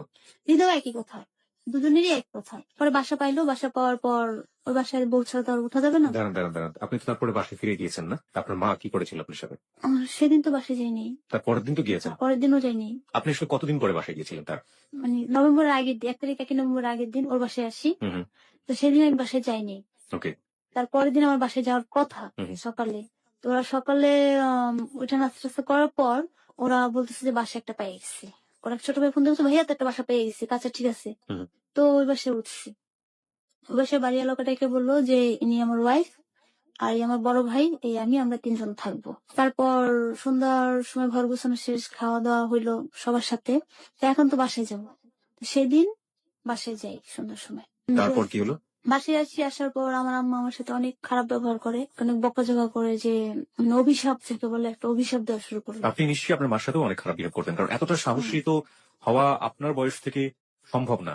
আমার কাছে যেটা মনে হয়েছে, আপনি মা চাচ্ছে না, পরিবার চাচ্ছে না, তারপরও, এবং যে ছেলেটা আপনাকে এখনো বিয়ে করেনি তার সাথে আপনি প্রায় দুরাত থাকলেন, এটা তো অত্যন্ত সাহসী একটা ব্যাপার। মার সাথে এই বিষয়ে কখনো খারাপ ব্যবহার করতাম না। যখনই মামাতো ভাইয়ের সাথে বিয়ের কথাটা বলতো তখনই রেগে যেতাম। তাছাড়া আমার কোনো কাজের জন্য যদি রাগ করতো, আমি আম্মুর সাথে রাগ করতাম না, উল্টা পাল্টা বলতাম না, চুপ করে থাকতাম। তা আম্মু যখন আমার অভিশাপ দিতে শুরু করলো, এক পর্যায়ে অনেক কান্নাকাটি শুরু করলো, তখন আমি মারে বললাম যে মা, ওরা যেটা বলছে এটা ভুল তথ্য দিছে তোমারে, এবং আমি তোমার সাথে কথা বলতে চাইছি, তুমি আমার কথাটা শুনলা না, আর আমি তোমাকে কিছু বলতেও পারি না, লাইনটা কাইটা দিলা, তাহলে আমি তোমাকে কিভাবে বুঝাবো? ওরা যেটা বলছে ভুল, আমি তোমার সাথে মিথ্যা কথা বলতেছি না। অন্যায় করে ফেলে তো তোমার কাছে আমি স্বীকার করি, আর কারোর কাছে যদি স্বীকার না করি, আমি তোমার কাছে তো স্বীকার করি। মা, তুমি আমার কথাটা বিশ্বাস করো, ওরা যেটা বলছে এটা ভুল বলছে, আর আমি যা করছি বাসায় বসে করে সবই দুষ্টামি, কেন তুমি ওদের কথা বিশ্বাস করো, আমার কথাটা কেন শুনলা না? তারপরে বলছে না, তোর কথা আমি বিশ্বাস করি না। তো আমার মেজো মামাকে ডাকে, মামা আসে, মামার সাথে আমি খুব ফ্রেন্ডলি কথা বলি। পরে মামা আমাকে বললো যে মা, আপনি বলেন আপনার কি সমস্যা, আপনি কেন এই কাজটা করছেন? আমি সত্যি কথা বলতেছি মামা, ওর সাথে আমার বিয়ে হয় নাই, ওর সাথে আমার কোনো লাভ সম্পর্ক নাই, যেটা বলছে ওরা ভুল তথ্য দিচ্ছে। আমি মার সাথে কথা বলতে চাইছি কিন্তু কথা বলতে পারিনি, মা আমার কথা বিশ্বাস করতেছে না মামা, তো আমি কি করবো এখন? বলার পর মামা চলে যাবে, ঠিক আছে আপনি যেহেতু বলছেন আপনার কথাটা মাইনে নিলাম, এরকম কিছু করেন না। আমি বললাম যে মামা, আমি এরকম কিছু করি নাই, আর ইনশাল্লাহ করবো না, তবে হ্যাঁ আমার প্রতি মানসিক চাপটা দিতে না করেন আপনার বোনকে। আপনার বোন আমার সাথে যেটা করতেছে এটা পরিপূর্ণ মানসিক চাপ, যে আপনার ভাইতিজার জন্য আমাকে সে মারা ফেলবে, আমার খাবার টেনে নিয়ে যাবে, ঘরের দরজা আটকে বাইরে দাঁড়া করে রাখে, সারা রাত ছাদ দাঁড়িয়ে থাকতে হয়, এগুলা কেন করে আপনার বোন? এটা তো সে খুব করে। আর তখন আমার খরচপাতি লাগতো, এগুলো আম্মা আমাকে দিত না। প্রায় সময় মালিবাগ হাইটে আসতাম, অফিসে হাইটে আসতাম এই মামাতো ভাইয়ের কারণে। তো আম্মা যখন আমাকে টাকা পয়সা দিত না, রাগ করতো, আমি যেটা পেতাম তত দিয়েই দিতাম। তারপর কিছু বলতাম না, চুপচাপ বাসা থেকে বের হয়ে চলে আসতাম। হৃদয়কেও বলতাম যে হৃদয় আমার সাথে এরকম হইতেছে, তোমরা এটা কাজ ঠিক করো নাই, বলো কেন এরকম করলা? পরে বললো আচ্ছা ঠিক আছে, দেখি আমি কি করতে পারি, আমি তোমাদের বাসায় আসবো। তারপরের দিন ও আবার আমাদের বাসায় আসে। বাসায় আসার পর আমার মা ওর সাথে কথা বলে না, আইসা আমুর সাথে হাত পা ধরে মাপ টাপ চাইছে, কান্নাকাটি করছে। কান্নাকাটি করার পর বলছে যে আমি তোকে ছাড়া বাঁচবো না, ওকে আমার চাই, আপনার দুটো পায়ে ধরে আমি চাই, ওকে আমাকে দেন, আমি ওকে কখনো কষ্ট দিব না। হৃদয় এটা বলেছে? হ্যাঁ, হৃদয় এই কথাটা বলছে। শুনো, আমার মেয়েটাকে তো আমি জন্ম দিছি, ও আমাকে জন্ম দেয় নাই, আর তুমি যে জায়গায় থাকো, আমার মতো একটা নির্মমৃত্যু ঘরে নিয়ে তুমি নিয়ে সংসার করবে, এটা তো আমি বিশ্বাস করি না। আর তোমরা যে বাস্তবে যাবার, আমি বাস্তব থেকে আসছি, মানে আমার আব্বা উচ্চ ফ্যামিলি ছিল। তারপর ওর বাবাই যে কিনা আমাকে কখনো চুনিতে পান খসতে দেয়নি, এত কেয়ার করে রাখছে, সেই যখন চলে গেছে, আর তুমি তো সে জায়গায় কিছুই না। আপনার বাবা কি মিডিয়াতে কাজ করতো? আমার বাবা মিডিয়ায় কাজ করতো না, আমার বাবা ব্যবসা করতো, ইন্ডিয়ায় ব্যবসা করতো। তারপর ওর বাবাই যেহেতু চলে গেছে আমাকে ছাইরা, তুমি কি করবা? না, আপনাকে আমি কথা দিতেছি, আমি কখনো ওকে কষ্ট দেব না, ওকে আমার চাই, আমি আপনার পা দুটা ধরে মাপ চাই, এগুলো বলছে। বলার পর আম্মা তারপর সম্মতি হয়নি, তারপর বলতে ঠিক আছে যাও। তখন আর কি আমরা লাভ সাইডে চলে আসছি।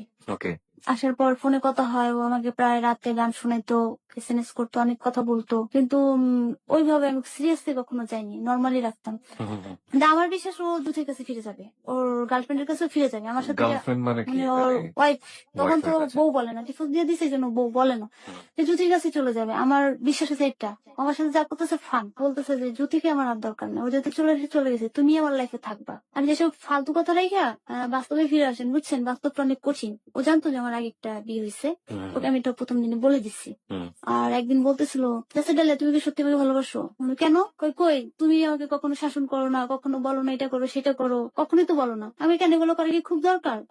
আপনার এগুলো করার জন্য তো একজন আছি, কারণ আমার একজন আছে, সেটা তো চলে গেছে। হুম, আমার যে কোনো একজনকে চাই, আর তুমি হলেই চলবো, ওকে আমার লাগবে না। তো দেখো, একদিন এমন একটা দিন আসবে, আজকে আমি তোমাকে যে কথাগুলো বলতেছি, যে কেয়ারটা করতেছি, এই কাজগুলো তুমি করবে, আমাকে শাসন করতে ইচ্ছা করবে, আমার এটা সেটা করো না এগুলো বলতে ইচ্ছা করবে, কাছে থাকতে ইচ্ছা করবে, কিন্তু সেদিন দেখবে আমি তোমার কাছে নেই। এগুলো বলতো আপনাকে? এগুলো সেদিন ও বলছে, তখন আমি তখন হাসতেছি। হুম, হুম, এগুলো হাইশো না ডালিয়া, দেখো আমার কথাগুলা সত্যি, তুমি একদিন এগুলো মনে করবা। তারপর আচ্ছা ঠিক আছে, যান, সেদিন আসুক, দেখা যাবে। হুম, হুম, হুম। তো কথা শেষ, পরে আমি বললাম এখন ফোন রেখে ভাবছি যাবো। ওর একটা মানে অভ্যাস ছিল, যার সাথে ফ্রি তো তাকে ও বউ বলতো। মানে মানে এটা যার সাথে ফ্রি তো তাকেই বউ বউ বলতো? বলতো, ও, মানে এরকম হয়ে গেছে, মাঝে মাঝে এসে আমি এটা বুঝতে পারলাম যে এটা কি অবস্থা, সবাই কি ওর বউ নাকি। মানে আমি এগুলো দুষ্টামি করে বলি, তোর খালাতো বোন আসবে বাসায়, তখন ও বেকার, হৃদয় বেকার, কোনো কাজকর্ম করে না, হুম, হুম, কাজকর্ম নাই। তো আমাকে বলতেছে যে ডালিয়া, আমার খালাতো বোন আসবে, এখন আমাকে ওকে যে রিসিভ করতে হবে, কোথা থেকে, বলে যে কাউরাকান্দি থেকে। হুম, হুম, তার সুখ নিয়ে আসছে, সমস্যাটা কোথায়? না, আমার বাসায় আমি একা থাকি, ওকে এনে রাখা যাবে না, বাড়িওয়ালা দেখলে সমস্যা করবে, বাড়িওয়ালা তো জানে আমি তোমাকে নিয়ে থেকে, আর তোমার অনুপস্থিতি একটা মেয়ে থাকবে, সেটা কিরকম না, আম্মাও নাই, ভাইয়াও নাই, হুম, হুম। তুমি আসতে হবে, আমি আসতে পারবো না, আমার কাজের ক্ষতি হবে, আর আমি যদি এখন তোমার সাথে যাই, আমি আর কোনোদিনও বাসায় উঠতে পারবো না। ওকে। তো সেটা যাই হোক, তুমি আসো। আমি বলি, না, এখন আমি আসতে পারবো না। পরে বলে যে আমার কিছু টাকা লাগবে। হুম, হুম, কত টাকা লাগবে? ২,০০০ টাকা লাগবে। ২,০০০ টাকা এখন তো আমার কাছে টাকা নাই, হুম, একটু ম্যানেজ করে দাও। এর আগে ওকে আমি আবার ১,০০০ টাকা দিছিলাম, পরে আমি বলছি, ঠিক আছে, আমি ম্যানেজ করে দিতেছি। কিভাবে দেবো? এবার যে ও আমাকে এসে পরিবহনে পাঠিয়ে দিতে বলছে। হুম, হুম, হুম। তো আমি টাকাটা ১০ নম্বর থেকে এসে পরিবহনে পাঠিয়ে দিই। তো পাঠিয়ে দিলে ও সেদিন সকালে চলে যায় হুম, হুম। ওর খালাতো বোনকে আনতে। ওকে। নাইটের গাড়িতে ওরা আবার ফিরে আসে।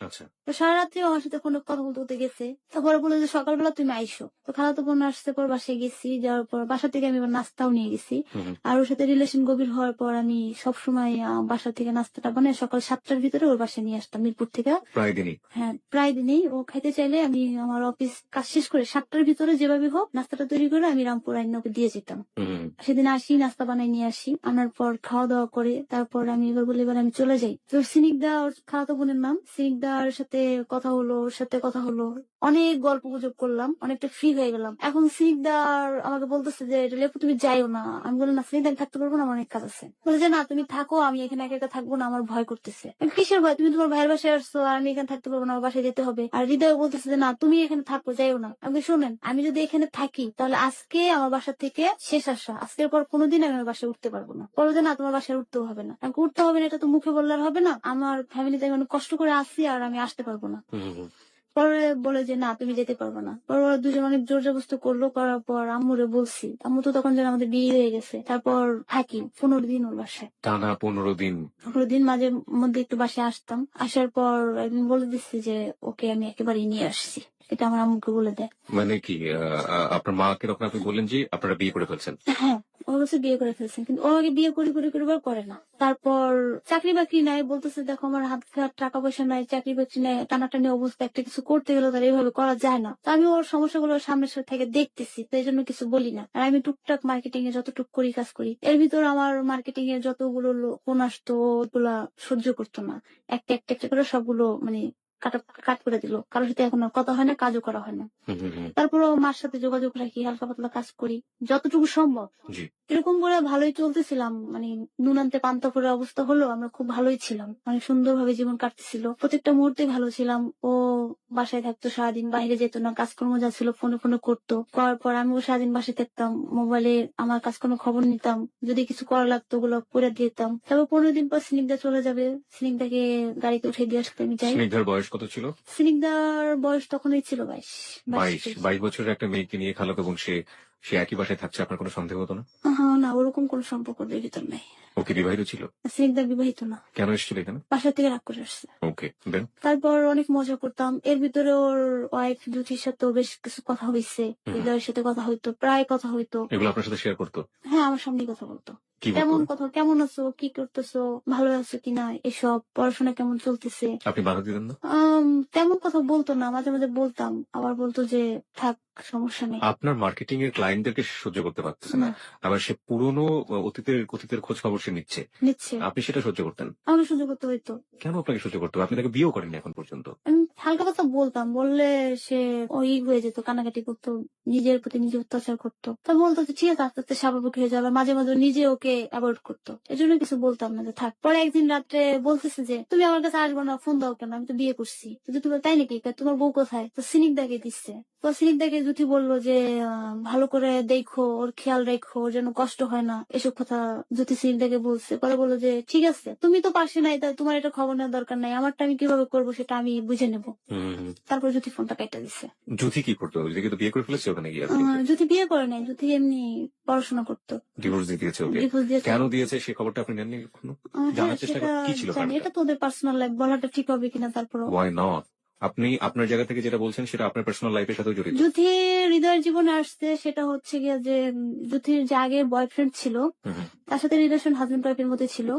তো ওর ওই বয়ফ্রেন্ড একটু খারাপ বিহেভ করতো, গালাগাল এটা সেটা করতো, তখন জিদ করে ও হৃদয়ের সাথে জড়ায় যায়, আর জড়াতে যে রিয়েল সম্পর্ক হয়ে যায়, বিয়ে করে ফেলে, জিদ করে বিয়ে করে ফেলে। তারপরে আবার ও সে ওর পুরনো বয়ফ্রেন্ডের সাথে সম্পর্ক জড়ায়, আর এটা হৃদয় বাধা দিত। হৃদয় ওর সাথে অনেক খারাপ ব্যবহার করতো, এটা জুথি আমাকে নিজে বলছে। প্রত্যেকটা মুহূর্তে বলতো যে তুই আমাকে ডিভোর্স দিবি, এই মুহূর্তে ডিভোর্স দিবি, এগুলো বলতো। পরে এক সময় আমি জিদ করে ওকে বৃষ্টিতে ভিজে কষ্ট করে নিজের গলার চেন বিক্রি করে আমি ওকে ডিভোর্স দিচ্ছি, এই কথাটা জুথি আমাকে বলছে। ওকে, থাকি। এই সমীকরণে আমরা ঘুরপাক খাচ্ছি। আপনি তারপরে কি করতেন এর সাথে? আপনি সেটা বলেন। তারপর হৃদয় এগুলো অ্যাভয়েড করতো, পরে আস্তে আস্তে কাজ, একটু একটু কাজ করার জন্য অনেক চেষ্টা করতো। তারপর যে যখন সিনিকদাকে আমি গাড়িতে উঠে দিয়ে আসতে আমি যাই, হৃদয় বাসায় ঘুমিয়ে থাকে, ও আর যায় না। আমারও বাসায় দিন একটু কাজ ছিল, অফিসের কাজ ছিল। তারপরে ঠিক আছে, ওই মহানগর নাট্যমঞ্চে আমি যাবো, তো পাশেই তো বাস কাউন্টার, আমি সিনিকদের উঠে দিব, উঠে দিয়া আমি চলে আসবো। তখন আমি সিনিকদাকে গাড়িতে উঠে দিয়া মহানগর নাট্যমঞ্চে চলে আসি। আসার পর ওইখানে তো লাইন দিয়ে ঢুকতে হয়, তো আমি সাইডে দাঁড়িয়ে থেকে থাকার পর কিছুক্ষণ পর আমি ওখানে অজ্ঞান হয়ে পড়েছি। কেন?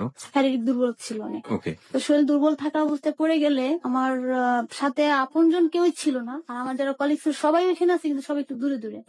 তো আমার 2টা ফোন ছিল সাথে, থাকার পর যারা ছিল তাদেরকে তো আর আমি চিনি না, আমারও তারা চিনি না। আমার একটা ফোন নিয়ে যে নাম্বারটা পাইছে ওটা ফোন দিচ্ছে, দেখলেন আমার সিনিয়র, তো উনি আসছে, উনি আসার পর আবার আরেকটা ফোন দিচ্ছে, ওইটা দিয়ে হৃদয়কে ফোন দিচ্ছে। তো হৃদয় আবার আসতে আইসা আমার সিনিয়র এর আগে আমাকে একটু বাতাসে নিয়ে পানি টানি দিয়ে স্বাভাবিক করছে, করার পর হৃদয় আসছে, আসার পর আমাকে রিক্সা করে বাসায় নিয়ে যায়, আমাকে শোয়া দেয় হালকা থেকে, তারপর আবার বাহিরে চলে যায়।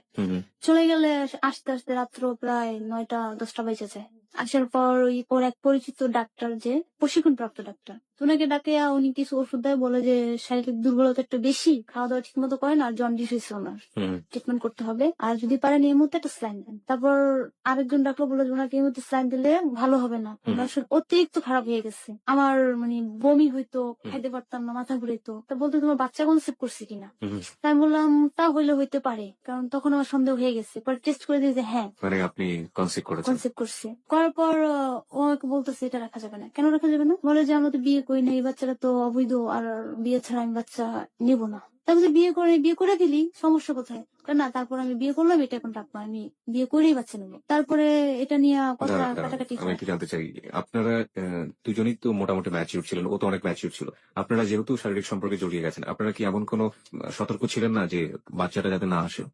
যেটা হচ্ছে যে মানে আপনারা তো ইচ্ছা করলে ব্যাপারটাকে অ্যাভয়েড করতে পারেন। হ্যাঁ, আমি ওকে একাধিকবার বলছি, অ্যাভয়েড করতে বলছি। ও বলছে যে না, সমস্যা হবে না, এটা আমার জানা আছে কি করতে হবে। তারপরে যাই হোক হয়ে গেছে। তারপর ওর পরিচিত হোমিও ফার্মেসিতে হয়তো বা কথা বলার পর ওষুধ নিয়ে আসে। Homeo pharmacy? হ্যাঁ, ওকে। ওখান থেকে ওষুধ নিয়ে আসে, আইনা বলে যে তোমার তো জন্ডিস অনেক বেশি হয়ে গেছে, বমি টমি করো, খাইতে পারো না, তা এটা খাও, ঠিক হয়ে যাবে। ওইটার গায়ে ওরকম কিছু লেখা ছিল না। তাই ওষুধটা খাইলে যখন আমি মুখে নেই, গন্ধটা খুব বিশ্রী, আমার জিভটা পুড়ে যেত। তো একটু মুখে দিয়ে ফেলাই দিছি। তাই আমি বলি হৃদয়, আমি ওষুধ খাইতে পারবো না, লাগলে আমি জন্ডিস ঝাড়াবো। তো কষ্ট করেও আমাকে 2 প্যাক খাওয়ায়। খাওয়ার পর বাকি ওষুধটা আমি ফেলাই দিয়ে আর খেতে পারি না। তারপর দিয়া ও ইসে যায়, ওর এক বন্ধুর বিয়েতে যায়। বিয়েতে গেলে আমি বাসায় একাই থাকি। এখন আপনি কন্টিনিউ হৃদয়ের সাথে থাকা শুরু করেছেন? কন্টিনিউ আমি হৃদয়ের সাথে এবং থাকি। আপনার মা জানে যে বিয়ে হয়ে গেছে বিয়ে আপনার? হয়ে গেছে। ওকে। ও চলে যায়, চলে গেলে সারা রাস্তায় আমার খবর রাখে আমি কি করতেছি না করতেছি। মানে খুব আমাকে প্রচন্ড যত্ন করতো আগে। হুম, হুম, অনেক যত্ন করতো, অনেক খেয়াল করতো, নিজে রান্না বাড়া করে খাওয়াইতো এবং অনেক মজাও করতো। হুম, হুম, হুম।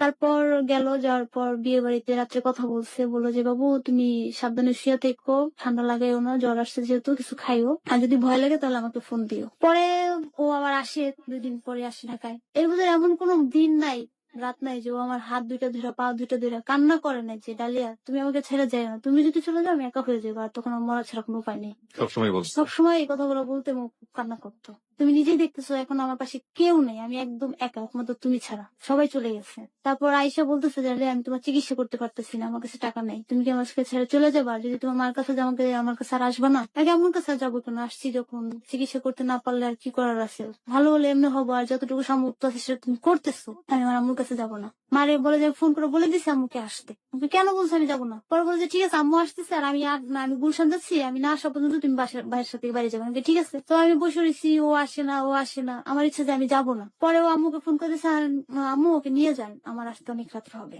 পরে আম্মুর সাথে গেলাম, যাওয়ার পর ও আর আমাকে সেদিন কোনো ফোন টোন কিচ্ছু না, আমি বাসায় গেলাম কি না ভালো মন্দ কোনো যোগাযোগ নেই। পরের দিন ফোন দিচ্ছে, কি করতেছি, কেমন আছি, তো জিজ্ঞাসা করছে, করার পর বললাম ভালো। এখন আর ও আমার সাথে কথা বলে না, এখন আমার অ্যাবসেন্স ও জ্যোতির সাথে কন্টিনিউ কথা বলে। হুম, হুম, হুম। এটা আমাকে শাহিন বলছে, তুমি তো জ্যোতি ভাবির সাথে কন্টিনিউ কথা বলতেছে, ওনাকে আনা নিয়ে চিন্তায় আছে। তো তখন আমার খারাপ লাগলো, আমি আবার প্রেগনেন্ট অবস্থা, আমারে তো বলতেও পারতেছি না, যদি বলি আমার মনে কষ্ট পাবে, এখন আমি কি করি, এটা শেয়ারও করতে পারতেছি না কারোর সাথে। তো হৃদয় বলছে যে এটা অবশ করাবে, হুম, হুম, তো আমি কিছু বলি নাই। তো যেটাই করুক ও তো আমার সাথে আসবে, একটা কিছু তো করবে, হুম, হুম, করেও না। আম্মা আমাকে ডাক্তার দেখাইছে, ডাক্তার দেখে বললো যে এর অবস্থা অনেক খারাপ, চিকিৎসা ঠিক মতো করেন, করেছে, কিন্তু আমি তো জানি যে আমার সমস্যাটা কোথায়। হুম, হুম। পরে আমার বান্ধবীর কাছে শেয়ার করলাম, তো নুপুর বললো যে এখন কি করা যায়, আর তখন আমার কাছে টাকা নেই, আর আম্মুর কাছে আমি এই জন্য টাকাও চেতে পারতেছি না। অন্তত অবসরের জন্য টাকা। টাকাটা চাওয়া সম্ভব না, কারণ আমি আম্মুর কাছে টাকা চাবো কেন, আম্মু তো আমার সব দিতেছে, কোনো কিছু অভাব রাখতেছে না। তারপর হয়েছে গিয়া যে বাড়িতে যাই, আবার মা বললো যে আমার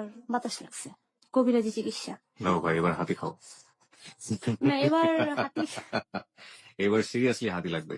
ওকে। হ্যাঁ, তো আমার কাছে তো কোনো টাকা নাই, নুপুরকে বললাম। হুম, হুম, নুপুরের কাছে থাকলে নুপুর আমাকে দিয়ে দেয় সমস্ত পরিমাণে যা লাগে, আর যে টাকাটা ছিল আমার কাছে সেই টাকাটা আমি হৃদয়কে দিয়ে দিয়েছি। সেটা হচ্ছে যে হৃদয়ের অবস্থা খারাপ, হুম, ওর হাতে টাকা নাই, আমার সেই শরীর অসুস্থতা নিয়ে আমি দাঁড়াইতে পারতেছিলাম না। হুম, হুম, আমি আমার মোবাইল ফোন থেকে চেক করে দেখি যে আমার অ্যাকাউন্টে কিছু টাকা জমা হয়েছে এবং আমার একটা মানে লেবেল হয়েছে, হুম, হুম, হুম।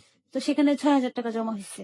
তো হৃদয় ওটা দেখছে, দেখার পর বললাম এত কষ্ট করার দরকার কি, হুম, হুম। টাকাটা নিয়ে আসি। অনেক কষ্ট করে পরে ওইখানে যে আমি টাকাটা আনছি, মানে ঘুরে ঘুরে যেতেছি এই অবস্থা, টাকা আইনা হৃদয়কে দিছি। হুম, ওইখান থেকে আমাকে 1,000 টাকা বা 500 টাকা মতো খরচ করছে, হুম, হুম। তো এর বেশি করে নাই। বাকি টাকাটাও নিজের জন্য খরচ করছে এবং আমার অজান্তে জুথিকে কিছু টাকা পাঠাইছে ওইখান থেকেই। জ্যোতিকে ওখান থেকে টাকা পাঠিয়ে দিয়েছে? হ্যাঁ, তো আমি জানতাম না যে জুথিকে টাকা দিচ্ছে। তো একটু সুস্থ হওয়ার পর ঘরটা ঝাড়া পোছা করতেছি, ড্রয়ার খুলছি, ও যখন যেখানে যা করে সব স্লিপ গুলা থাকে, হুম। দেখি যে জুথিকে টাকা পাঠাইছে, আর একই ডেট, যে ডেট ওকে আমি টাকা দিচ্ছি, এর আগ পর্যন্ত ওর কাছে কোনো টাকা ছিল না।